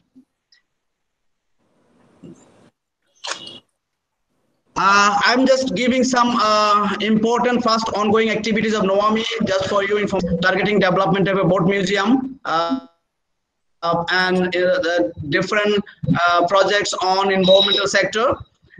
One of the most important course, which is very appreciated in my country, NOAMI has been running a training course on oceanography, principles and applications, with the financial support of the Ministry of Science and Information and Communication Technology, as well as their own resources. They have run this for the last 17 years, and this year also it is under consideration. NOAMI also organizes workshops, conference, and seminars in national and international levels, as I said before. They have are also doing some other activities like topical seminars. Like topical seminars are regularly organized by NOAMI. They organize a study of global change, participating in the National Geosphere and Biosphere Program (IGBP), rise of sea level rise. They collaborated with the scientific committee of SCORE, the research wing of IOC and UNESCO. And the journal of NOAMI is a peer-reviewed journal. They have already published 36 volumes with 72 issues. NOAMI is collaborating with the faculties and researchers of the private and public universities and research centers. So NOAMI's members are specialized on ocean numerical modeling, technology, agricultural, biogas and fossil fuel, biotechnology, civil engineering, climatology. I mean, most of the faculties, researchers, and members are specialized on the relevant field of meteorology, hydrography, and oceanography. And, today is on the need of ocean literacy and the rule of ocean on the weather and climate, because this year's theme of the celebration is with ocean, the climate, and the weather. This is the picture I love so much, because we should realize that we have only one planet with one ocean where we can live, where life can exist. So we have to redesign or co-design the science for the ocean we need for our future. If we see the media, and this is the reality, the earth is in danger. So we have to think how the earth would be survived in future. But inappropriately, we call this planet Earth, which is full of water, and more than 72% is water, and of this water 97% is in the ocean. So we should say this planet is not an earth, it is a water planet. The ocean covers 97% of the earth's water use, and this ocean is the source of evaporation, which leads precipitation, and which also playing great role to regulate the weather and climate.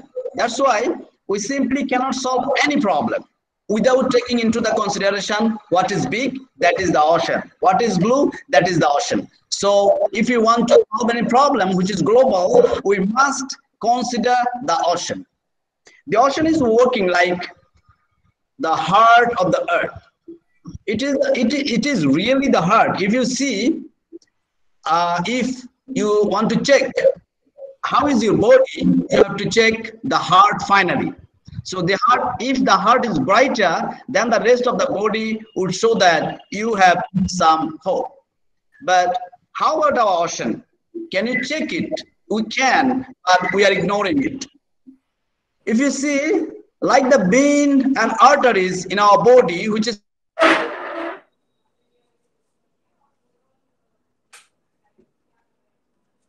connected with the heart and which is circulating the water, transporting the heat up the heat or transferring the heat like different streams inside the water. That is just like the vein and the arteries of our body. So the Earth's oceanic system is not just the big. It is steered by the vast system called thermohaline circulation, which is actually like our blood circulation in the body. So this is a process driven by the water densities and the heat. And this thermohaline circulation moves energy, matter around the globe, around the body, and that's actually driving the planet's climate and weather. But it is also responding to the changing of the climate condition, that is vice versa. And if we go a little bit deep, then we see just like the heart, all of the arteries and veins are every moment is working in transporting the heat, in transporting the oxygen, carbon dioxide, nitrogen. That is actually making this planet livable. The ocean influences the weather and climate by storing solar radiation, because you know more than 80% of the solar radiation actually is stored in the ocean, and it is responsible in distribution of the heat because the polar temperature is coming from the equatorial area, and this equatorial area, the temperature from this equatorial area is distributed to all over the world through the climate, through the ocean circulation system, and that is actually driving the weather system. So majority of the radiation you see absorbed by the ocean, particularly the tropical waters, and then this massive temperature is heating and reheating this total solar system. So this is how the temperature from the equator is transporting to the polar system, polar area, and that actually giving that polar area suitable for life and livelihood. This is not only transporting the heat. The ocean is not only transporting the heat, it is actually transporting the energy, and this energy making the tropical cyclone, storm surges, tsunamis, and so many climatic conditions. And you see, this is frequencies of cyclones which is coming and born in the Bay of Bengal or Northern Indian Ocean, and you see all of these actually born relevant because when the evaporation is going on, that this energy is transporting, and the temperature differences makes this latent heat energy converted into the cyclone or tropical cyclone. The ocean is uptaking the carbon dioxide through physical process as well as biological process.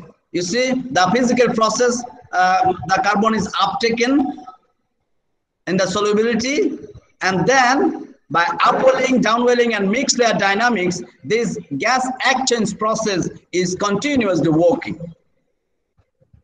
And by the biological pumping process, you see carbon dioxide is fixed by the phytoplankton in the ocean, and this again circulated in the food chain through zooplankton, respiration, and then sinking, suspended particular organic matter. And again, this carbon dioxide is coming up through the euphotic zone and mixes with the atmosphere. So you'll see by the heat transfer, by the carbon dioxide transfer, by the oxygen transfer, it is always interconnected. So the ocean and the atmosphere, the ocean and the weather, the ocean and the climate is just one part of the heart and another part of the heart.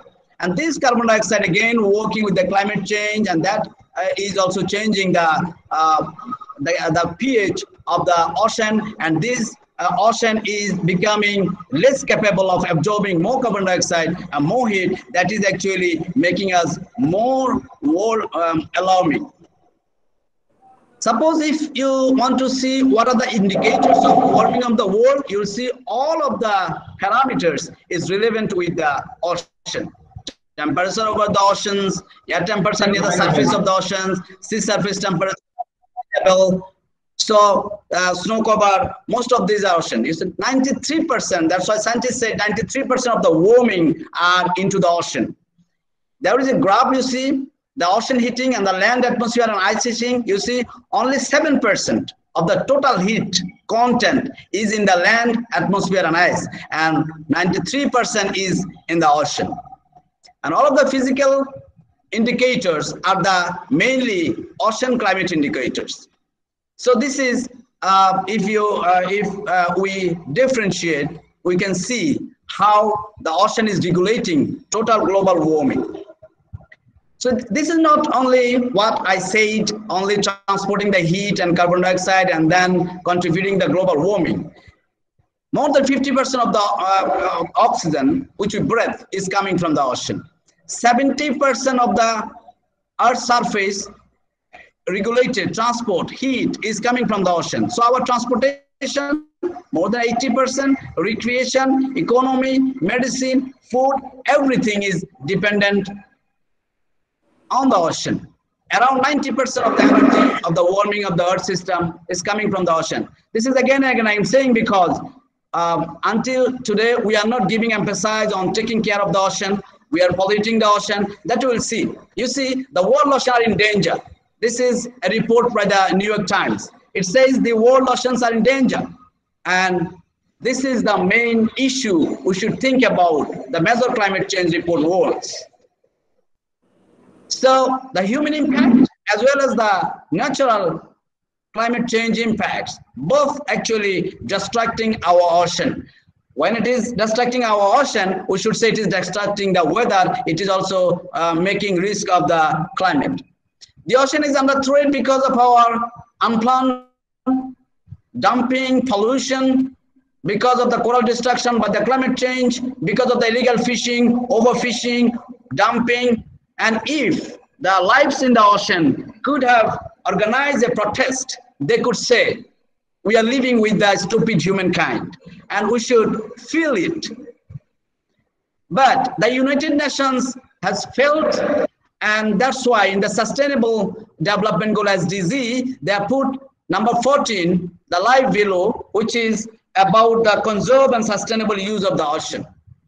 And again, for giving emphasis on the importance of the ocean and take care of the ocean, the United Nations, the IOC of the United Nations has declared this decade as the decade of the ocean science for sustainable development. And it says, the science we need for the ocean we want. We should currently design the science as we need to explore the ocean sustainably.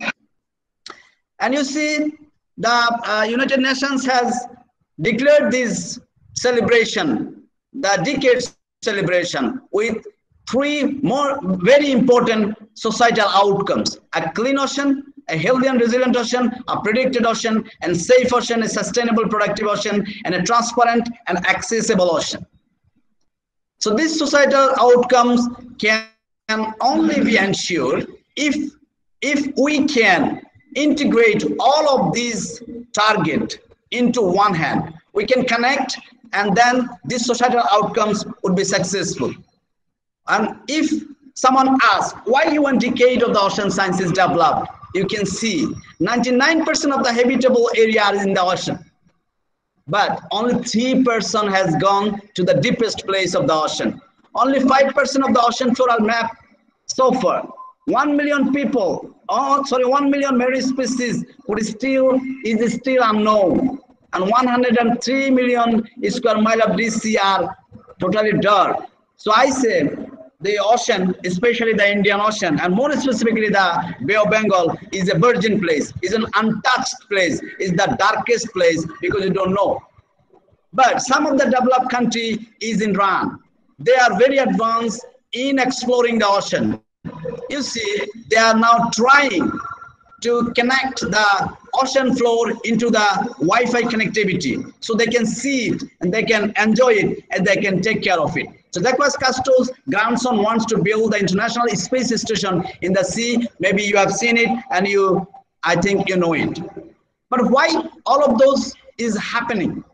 because the people, the pollution, the demand for food, space, demand for space, energy, medicine, global warming, unsustainability, uncertainty, risk, everything is increasing. And the main thing is that the people are increasing, the demand are increasing. Especially, you see, most of the land and land-based facilities are decreasing because to fulfill our demand and our convenience. And all of the land-based resources is now declined almost, and this is very true for my country. You see, the whole country is full of people. So to fulfill the demand of these people, we have to go around, that is the ocean, the Bay of Bengal or the Northern Indian Ocean.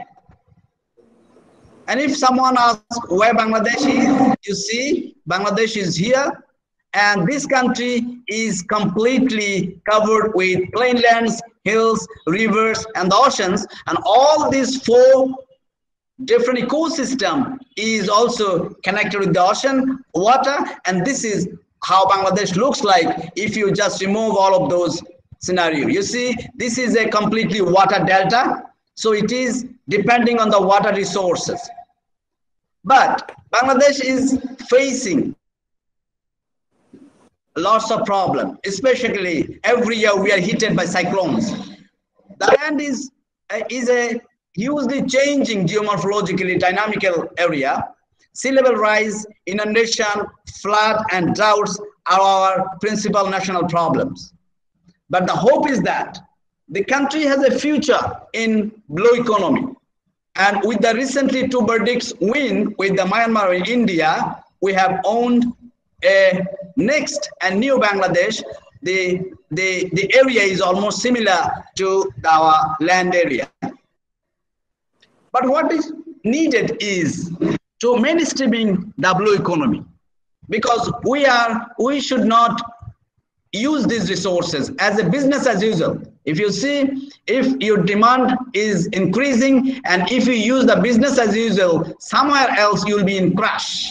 But if you can arrange with the mainstreaming of blue economy, you can continue with your development, and there would be no, so we should have a like marine spatial planning, we should have a land zoning, we should have integrated management system, and then only we can get sustainable development with the resources explored scientifically. And then the blue economy can knock us, and we can finally successful with the dream of a developed country, developed nation, and a good space for the future generation. So we should give emphasis on the human resources, marine fisheries, oil, gas, and minerals, marine tourism, marine trade should be in connection, should be integrated, and then we shouldn't give emphasis on which only one suppressing the other sector. We should find out the best uses with the minimum effort and minimum pressure with on the environment. So for blue economic sustainability and innovation of our ocean, Bangladesh government and the different organization has taken already some initiatives and plan which is going on. Like, you know, Bangladesh government has already declared our Delta Plan 2100, and that is mainly the focus is water. So our blue economic sector is in rising. With considering all of those threats, the challenges is the people are not aware that much needed so far. So taking control over these resources and utilization of its seabed resources is a challenge for us. And what we need is ocean literacy. The society should be ocean literate. The planner should be ocean literate. The investor should be ocean literate. And only then we can get a very good future with the blue economy. You see, some of the developed countries, this picture is taken from China, and you see how Chinese people, they are making their future generation ocean literate. So all of their classrooms and their curriculum is integrated with the ocean topics. They have developed, you see, ocean science sequence books for grade 6 to 8. And for every grade, like grade 10, terms 3, you see, for every grade 4, they have ocean topics in their books, in their curriculum. So when they will go to their higher education center from the college or the school, they know there is a hope for the future in the ocean sector. In Bangladesh, we have already started 12 universities with oceanographic department as an emerging subject. That is also hope for us. But the problem is that from the elementary to secondary school or high school, we have nothing in our curriculum about the ocean. I just give you a brief from class 6, just show that there is a lots of topics you see, but there is nothing about the ocean. Hopefully there is weather and climate, but not the ocean or the ocean topics. So still the general people are asking what oceanography is and why the people should study it and what is their future in job market. We know that the science education is in the making the specialist or expert manpower and making the people literate citizen or smart citizen. So in the universities, though in the universities, we are building the expert people. What about making the smart citizen, literate citizen? That's why we should give emphasis on the ocean literacy. Ocean literacy is not necessary only for the only to know the ocean, but it's also necessary to know the weather, to know the climate, to know the blue economy and future generations' hope. So the concept of ocean literacy came out in USA from 1930, but now it is in the full swing. If someone asks what ocean literacy is, it is actually an understanding of the ocean's influence on you and your influence on the ocean. So if a person is ocean literate, he can understand the essential principles and the fundamental concept of the ocean. He can communicate about the ocean in a meaningful way, and he is able to make informed and responsible decisions regarding ocean and its resources in a sustainable manner. Ocean literacy has 7 principles. The first principle is the earth has only one big ocean with many features. The second one is the ocean and the life in the ocean shape the future of the earth. The third one is the ocean is a major influence on weather and climate. The fourth, the ocean makes habitable. The ocean supports a great diversity of life and ecosystem, and the ocean and humans are inextricably interconnected. And the ocean is largely unexplored. So, for each of these principles, they have some fundamental concepts to make the understanding clear. So they have developed 45 fundamental concepts, and they means the Ocean Education Society from USA, Europe, Australia, and Asia. They are now connected, and they are now upgrading these ocean literacy principle and concept. So for all of these ocean literacy principle, there are supporting concepts, 45 concepts, and we can match up and we can integrate these different principles with concept in all of the grade KG to 1 or KG to 2 and up to college level. So you know, if the ocean influence on weather, the ocean influence the climate through currents, the botany, the geology, the human, the ecosystem, and everything. So what we need to develop an inquiry-based learning system for ocean, weather, and climate. We should think to develop a critical active citizenry science. We should upgrade our learning system into e-learning, not in the textbook based only. And one should discourage imitation of a curriculum, but practically one, the contextually based, and we should develop it in a way to fit into all of the classes, all of the nations, all of the cultures. When I was in USA in 2010, doing my graduation, post-graduation, one day my professor was asking me to arrange the lab for visit of some guests. And in the morning I saw those are my guests, and I was really astonished seeing my little guest. And this is an example how USA is trying to engage their future generation in the sector of the oceanography. They are now developing their manpower in ocean science. They started in 1930, I said earlier.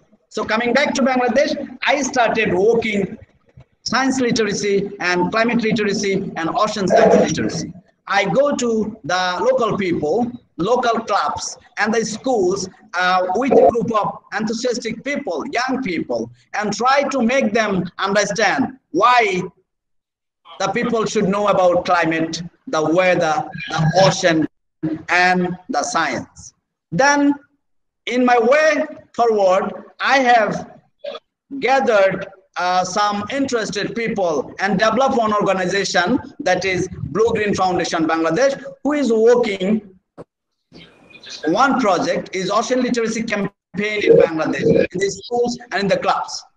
So this is the organization which I developed, and now we have more than 100 volunteers working for this organization. We organize some competition like Ocean Talent Quiz competition, the Ocean Olympiad in the nationwide, take people to the sea beach, to the beach for a cleaning project, or celebrating the Ocean Day, Biodiversity Day, and also publishing books and journals into Bengali, because we don't have actually oceanography books in our local language.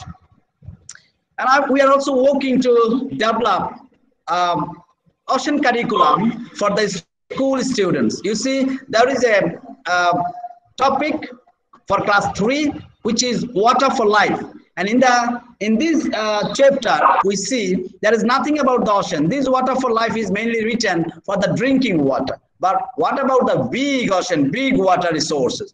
So our volunteers are now working in developing ocean curriculum for the primary school, middle school, and high school.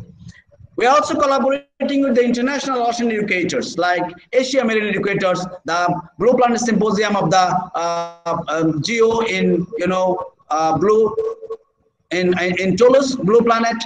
We are working with the UNESCO, with the Asian Marine Educators Association. We are also working with the ASCAP and also with the NASA. Their first international operational satellite oceanography symposium, where our delegates are invited to give their speech, how we can make the people aware about the satellite oceanography. But we know, and it is true, that Rome was not built in a day, but we should start from today, and some day after it will come out with a huge success. And with this lecture, we came to know, and everyone knows, that the ocean take care of us. The main question is how much we are actually taking care of the ocean. So our mission, along with NOAMI, we are working to make the people literate about the ocean. We want to make the people responsible citizens. Social literacy can change our attitude. It can change our behavior to the society. And then we can get in to solve the problems with the ocean. And I would like to welcome all of you to the Global Smart Society, and that is the Ocean Literate Society. Everyone we know, and we are agree with the Senegalese philosopher Baba Joam that we will conserve only what we love, we love only what we understand, and if we want to understand, we have to taught it, we have to learn it, we have to know it. So we should speak out, we should talk, we should share our views, we should feel it, and then the whole society would be aware. Like, we should feel that If there is no water, there would be no life. If there is no blue, then there would be no green. So these feelings should culture in ourselves, and then we should spread up these feelings to the society. So I would like to thank you all for your attention, and I would also again express my gratitude and my respect, as well as this is really a great pleasure for me to speak before people like you who are very much aware and you are leading to make this earth habitable, this earth safer, and this environment cleaner. Thank you so much for joining with us and for your patience. If you have any further question, I can try to answer your question. Thanks, and thanks again. Okay, thank you very much, Dr. Muslimuddin, for very interesting talk that you have presented. I see that the next program is the question and answer. And I saw some questions written in the chat box for Mr. E. Patavi Mara. And I hope there may be some also questions for Dr. Muslimuddin. I see that many questions have already been answered in the chat box by Mr. Patavi Mara.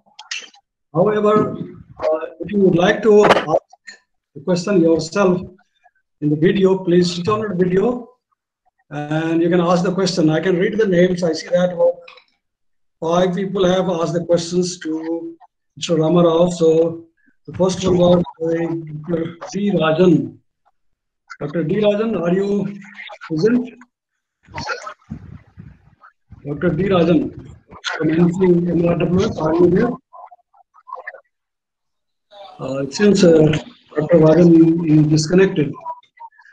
Okay, I see another question from Mr. Toidul Islam. Islam from probably Bangladesh. Mr. Toidul, are you there? Are you present? Sir, I think probably disconnected. You also disconnected. Okay, fine. I see the question from Mr. Prem Lal from Sri Lanka. Mr. Prem Lal, are you present? Mr. Hello. Ask your question. Video. I wanted to know.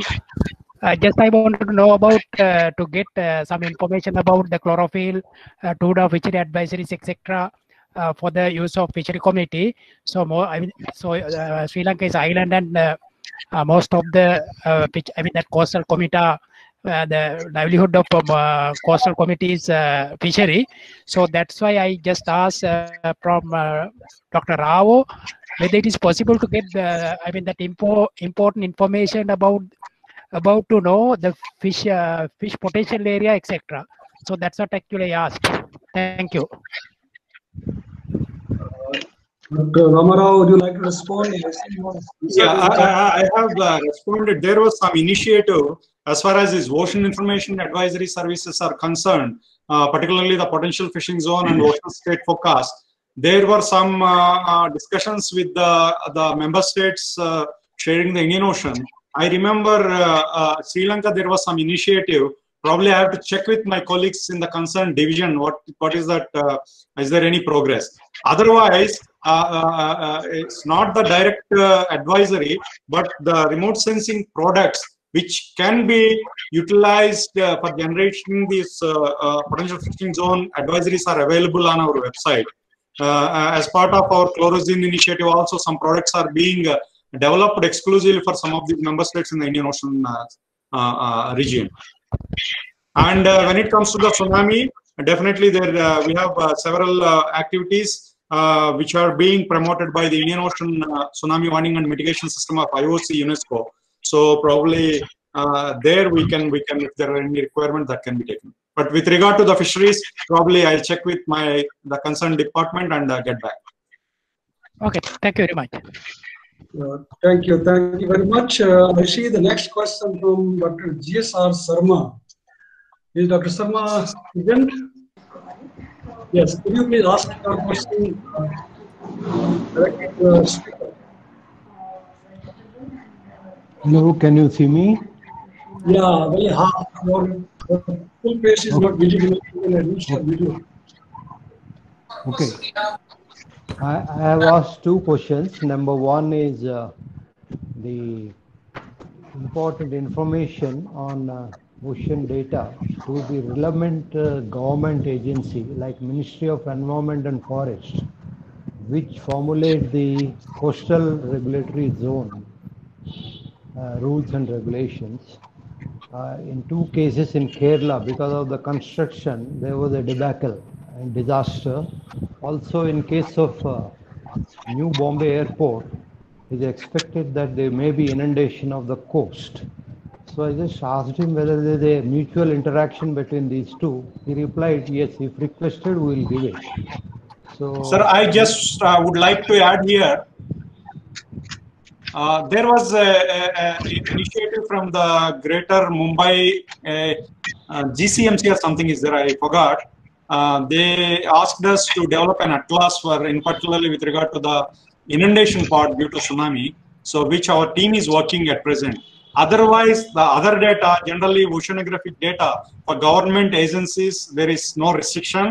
So we don't have any such requests as such, other than the request which I have mentioned. But definitely we can provide. Particularly the coastal data is restricted. It can be provided only on submission of the data requisition form because of some security concerns. Otherwise, other operational data from the open ocean, which I have mentioned, Argo floats, moored buoys, drifting buoys, those things are made available to the users without any restrictions. thank you, sir. You have rightly answered the question. I am satisfied. The second question I asked is in relevance to the long-term monsoon forecast last year, 2020, which turned out to be a La Nina year, which initially they were forecasting on El Nino, and there's some, but there were frequent failures of the forecast in terms of space, in terms of temporal area, because later on they attributed it to the convective zones that developed outside the observation area, which have changed the correlation as well as association parameters from the linear to non-linear relations, which change the equino part of it, and hence the changes took place. I'm sure they are doing more research on that aspect, but can ocean data help more in these things, because mostly they're all covered on the ocean.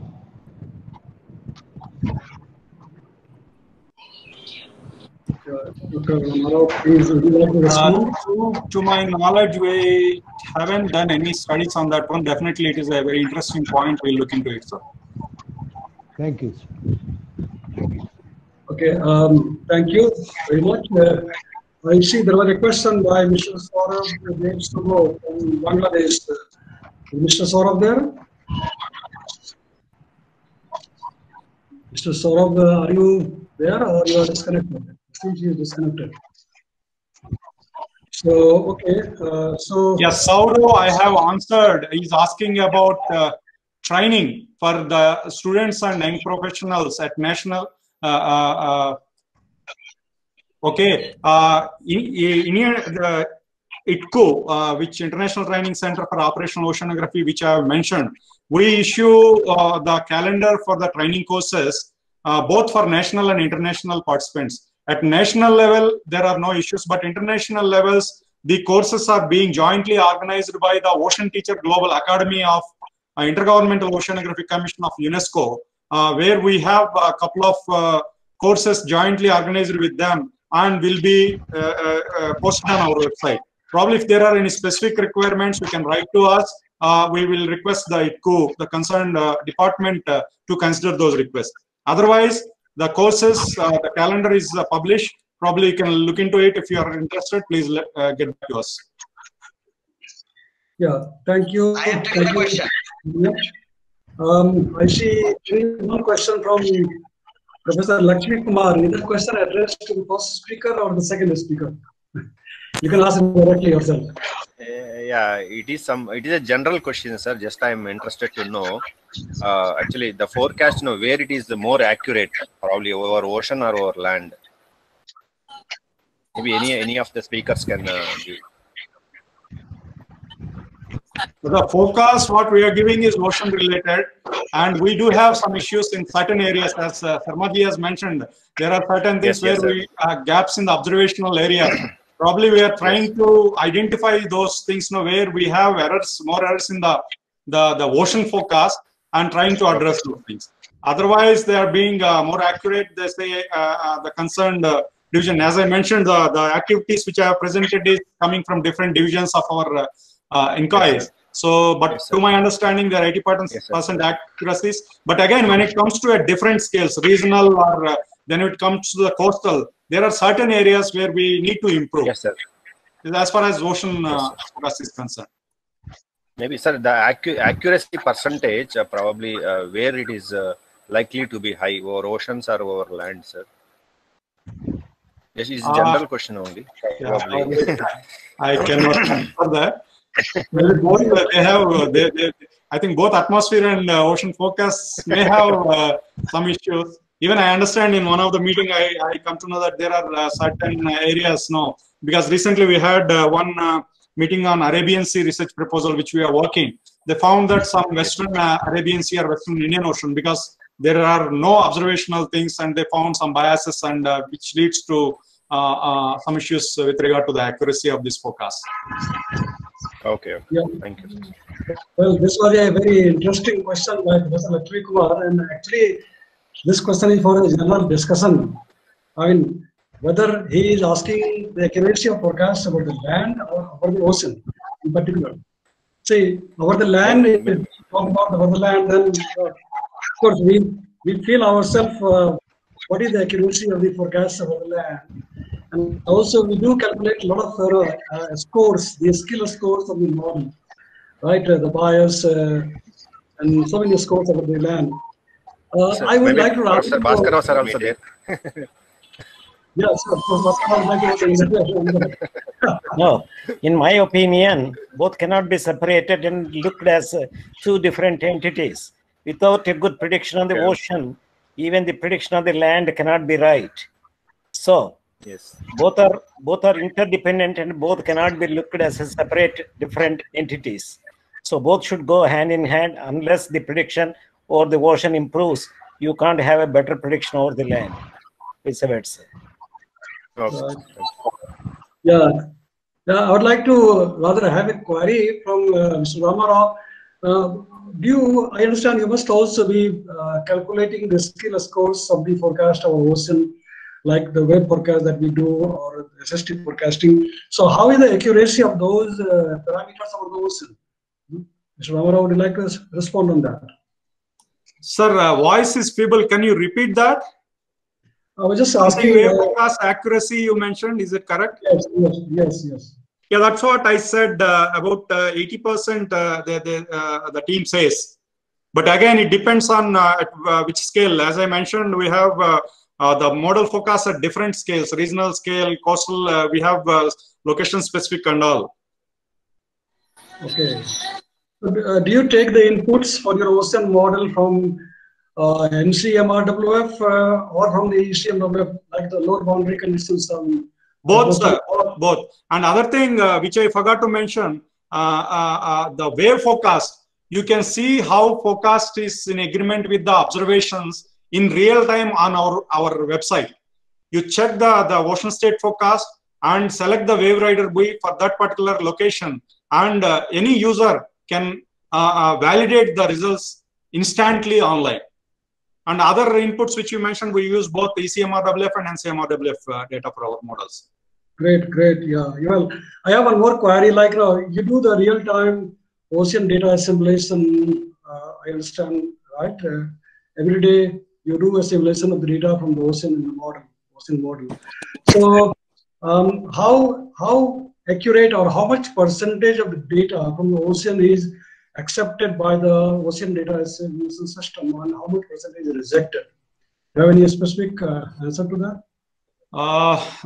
As such, I do not have the numbers, but definitely I think NCMRWF is analyzing this data on a day-to-day basis. The data which goes on global telecommunication system from all these the things which I have mentioned, Argo, but in particularly the Argo data, the subsurface data, and then the metocean data. I think they have an online system. I'm sorry, at present I do not have the numbers, but definitely I can get back to you. Thank you very much. I see there was a question by Dr. Jasim Bhuya. Dr. Jasim Bhuya from Bangladesh. Sir, are you there? Would you like to ask a question? Dr. Jasim Bhuya. His question was to Dr. Jasim Bhuya. Sir, I'm GSR Sharma again on short question. With the advent of quantum computers in the future, do you anticipate any improvement in the scenario? Well, this is a general question, I guess, to all. Yeah, I can say generally, definitely there will be an improvement. We have seen that in the recent supercomputing facilities that have been established by Ministry of Earth Sciences, both at IITM, NCMRWF, and INCOIS. There have been definitely there has been tremendous improvements in our performance of our forecasts or the model runs. You know, excuse me. Yes. I think Joshim Bhuya's question can answer Dr. Muslimuddin, because it is mentioned for Muslimuddin. I think he already read the question. So, please. Professor Dr. Muslimuddin, could you please answer, give a reply of the Dr. Joshim Bhuya's question, please? The question I can read that. Yeah. Question is there a possibility that the variation in sea surface temperature, either in Bay of Bengal or Arabian Sea, would significantly influence the northern in the Indian subcontinent? That's question number one.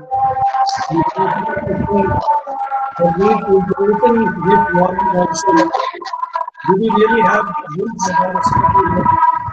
this warm water stay in the east coast of India? There was a noise in the background.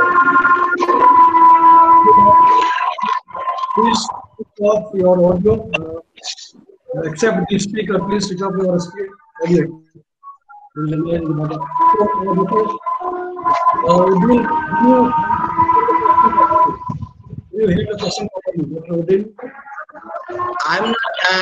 think, thank you very much for the question. This is really a very applicable question. And it is happening, yes. And we have been observing for the last 2 or 3 decades that our cyclones and cyclones frequency and their significance are increasing, and that is because the temperature differences of the sea surface temperature differences is more than ½ degree, and that is actually influencing on the formation of the cyclone and storm surges. So yes, because the ocean is absorbing much more energy, heat energy, than the land, and it is actually, the mechanism is very slow. That means when the land is absorbing the energy, then this energy is, it can transfer the energy very quickly. But what happening in the ocean water is very slowly, and it is actually giving much time for formation of these events. Yes. So yeah, well, thank you very much. I see all the questions that are asked in the chat box have been discussed. So if there are any other questions by any participants, you can ask directly to any of the speakers, please.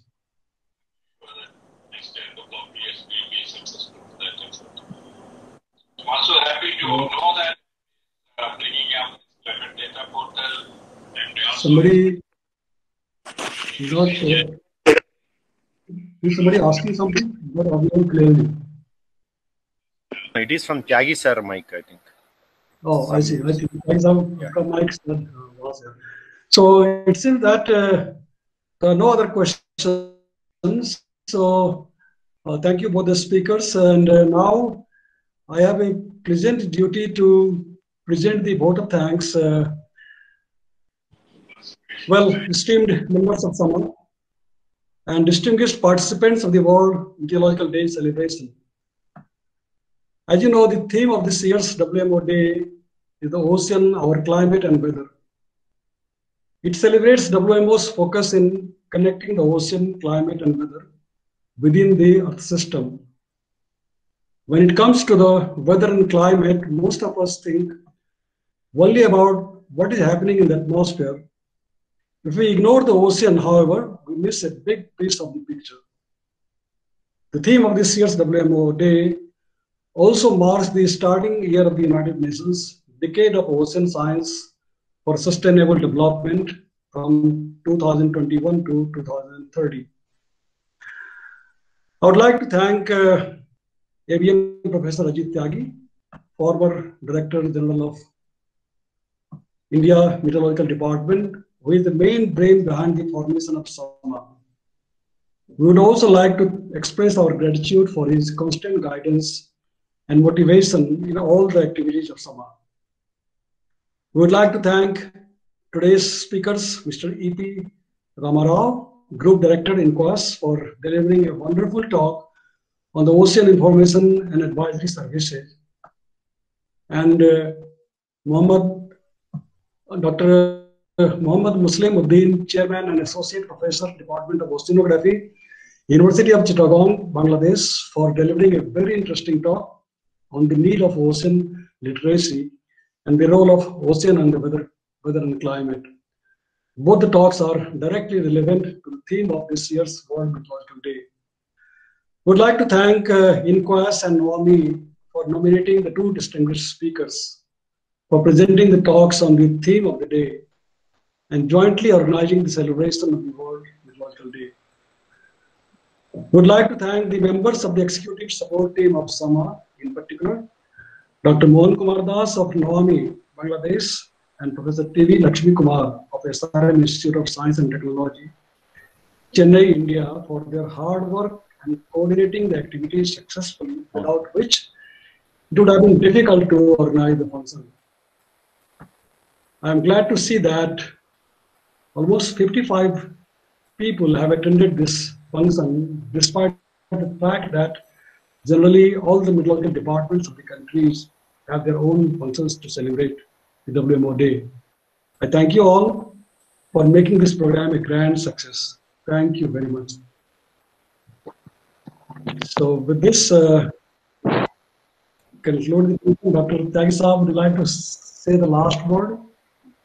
Sir, we invite all the participants to join further programs of. Yeah, we have a photo session. Become part of SAMA, especially our colleagues from the oceanography community.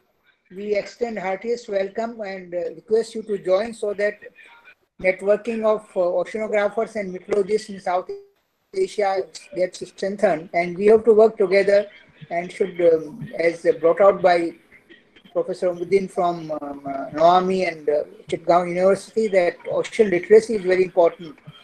So we should try to couple ocean and meteorological literacy and work for some program to promote this, not only oceanographic or meteorology standalone, but as a combined earth system science literacy in the schools, colleges, and the university. Thank you.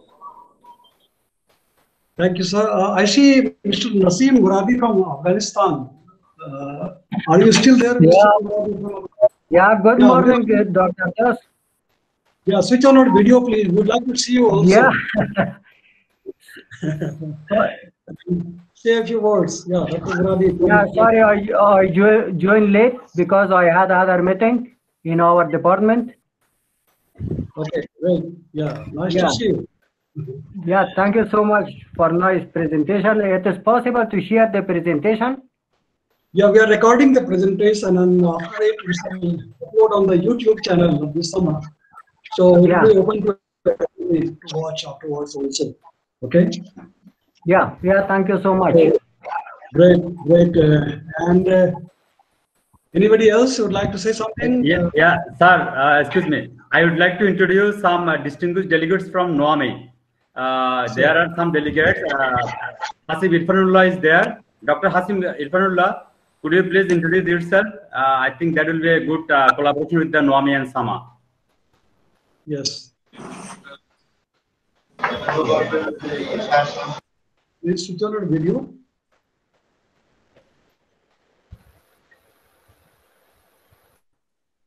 Dr. Hasib Irfanullah, hello, please unmute.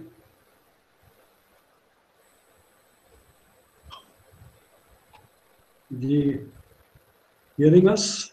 I think Dr. Converser already left, and our Vice Chairman, D. Kadasar also, I think, already disconnected. So, okay. I saw in the audience Mrs. Siromani Jha from Sri Lanka. Are you there? I am here. Thank you very much for organizing this, and it's very important. We have learned a lot. I'm sorry I couldn't follow all the lectures, but I followed first one because we have very close connection with INCOIS. I remember when there was a fire on one ship very close to Sri Lanka, they issue oil spill advisories on our request, and so I think very timely and link with the WMO team this time. Thank you very much for organizing this and inviting us. Thank you very much. So anybody else would like to say a few words? They are all welcome. Musharraf, are you wish to say something? MD Musharraf Hossain? Hello? Maybe he's there. Sir, Mohanty sir with us. We can hear from him. Oh yeah, please, would you like to say some few words from Mohanty? Are you still there? Maybe, probably he has lost connection maybe. So I hope Professor Lakshmi Kumar and Dr. Mohan Kumar has taken some shots. If not, I would like to request everybody to switch on their videos once again so that a few shots can be taken.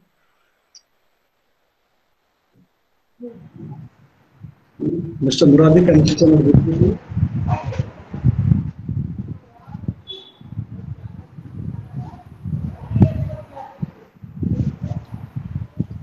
So, is it okay? Sir, okay, but in my screen only 8 to 10% is showing, not all. I don't know how we can see all. Lakshmi, is it possible to see all in one window? Yeah, I got 15 people in my thing actually. Okay. I think I'm just changing the settings. I think if you click the, what do you call it, the three dots on the right hand side. Yeah, just one second. I'm getting just 1 second. There will be a. Now, Mohan, can you get now? Entire screen? Maybe I have done from the browser, so it is not showing all. Yeah, I have done it. Yeah, just one second. So you can do. I'm able to see 2, 4, 6, 8.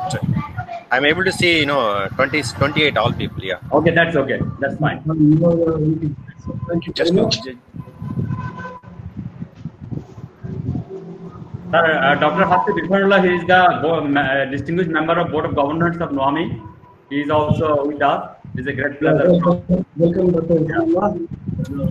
Sorry, I couldn't join earlier because I had to attend a lecture at my university. So I joined because a bit late, but I enjoyed the discussion that the question and answer session that was happening. So I understand that the presentations both actually stimulated some enthusiasm and interest in this very vital issue, combining climate, ocean, blue economy, and everything together. Thank you very much, the organizations to organize this. Thank you very much. Sir, Dr. Shagata Pairan, Mr. Mazud Alam Sarkar is also with us, which is very great pleasure. I'd like to say something. They are with us. Sarkar Bhai, are you wish to say something? No, I mean, what can we say? We can thank you, Dr. Mohan. I am Mazud Alam Sarkar. Recently, I am working in the Department of Meteorology, University of Dhaka, as the NWP specialist under Relevance project. And before that, I was in South Meteorological Research Center as a senior research officer, and I have been there more than 16 years in SMRC. And Dr. Mohan also, my colleagues. And I also work under Dr. Someshwar Das when he was in SMRC. And I enjoy this webinar, and thanks everybody to organize this type of webinar. Thank you very much. Thank you. Thank you. Thank you. Dr. Swagata is our executive member. He has been very busy, I know. I know from today now, I'm free now because everything is over. But I was a little late to join. So when I always wish that Sama could explore each and every wings. And today I came to know that oceanography from Bangladesh, we are going to merge in some sense. Tidegase has proposed that. So I just wish for that, and we can grow in a better way. Thanks a lot. Well, thank you very much, Dr. Swagata. If anybody has to say something. Sir, you may request Ghulam Rasul sir to say something. Ghulam Rasul sir is also with us. Ghulam Rasul sir, please, yeah. Please cross your face, to your camera and take your words. Are you there? Yeah, he is here. Professor Dr. Ghulam Rasul sir, please. Well, he is maybe he has, I think, left the chair maybe. So anyway, I think we had a great program today celebrating the World Meteorological Day. And thank you all for making this program a grand success. With this, we have come to the end of the program, and I definitely would like to see you again in our next program. We have many programs organized through SAMA, so I look forward to seeing you again in the next program. Thank you very much. And with this, we end today's program. Thank you. Thank you very much. Thank you, sir. Thank you, sir. Thank you, everyone. Yeah, thank you. Thank you so much for Thank you, everyone. Thank you, sir. Lakshmi sir, thank you, sir. Okay, sir. Thank you. Okay, thank you. See you.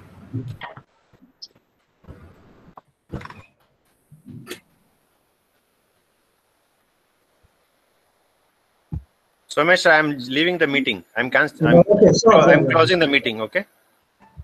Swagata.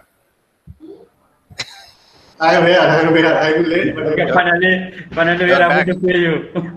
You are back. Huh? Yeah, I'm back. Fully back. You're back with full energy, right? Yeah. Everything has been completed from my side. Yeah, we miss you a lot. In the whole program. Yeah, I missed a lot truly, but that's why. But anyway, from next onward, I will be there. Okay, see you some other day. Yes, surely, 200% sure. Okay. Thanks a lot. Okay, Lakshmi ji. Okay, thank you very much. Mohan. Okay, yeah. I'm closing the meeting, Mohan. Sure. Thank you. Yeah, bye. Thank you, Dr. Das sir, and thank you, Mohan sir, Dr. Ghulam Rasul sir, and all. Dr. Bye. Bye. Bye. Unadurga, Bharat, and others, thank you very much. Yeah. Sir, thank you very much, sir. Lakshmi sir, thank you, sir. Lakshmi sir, thank you, sir. Okay.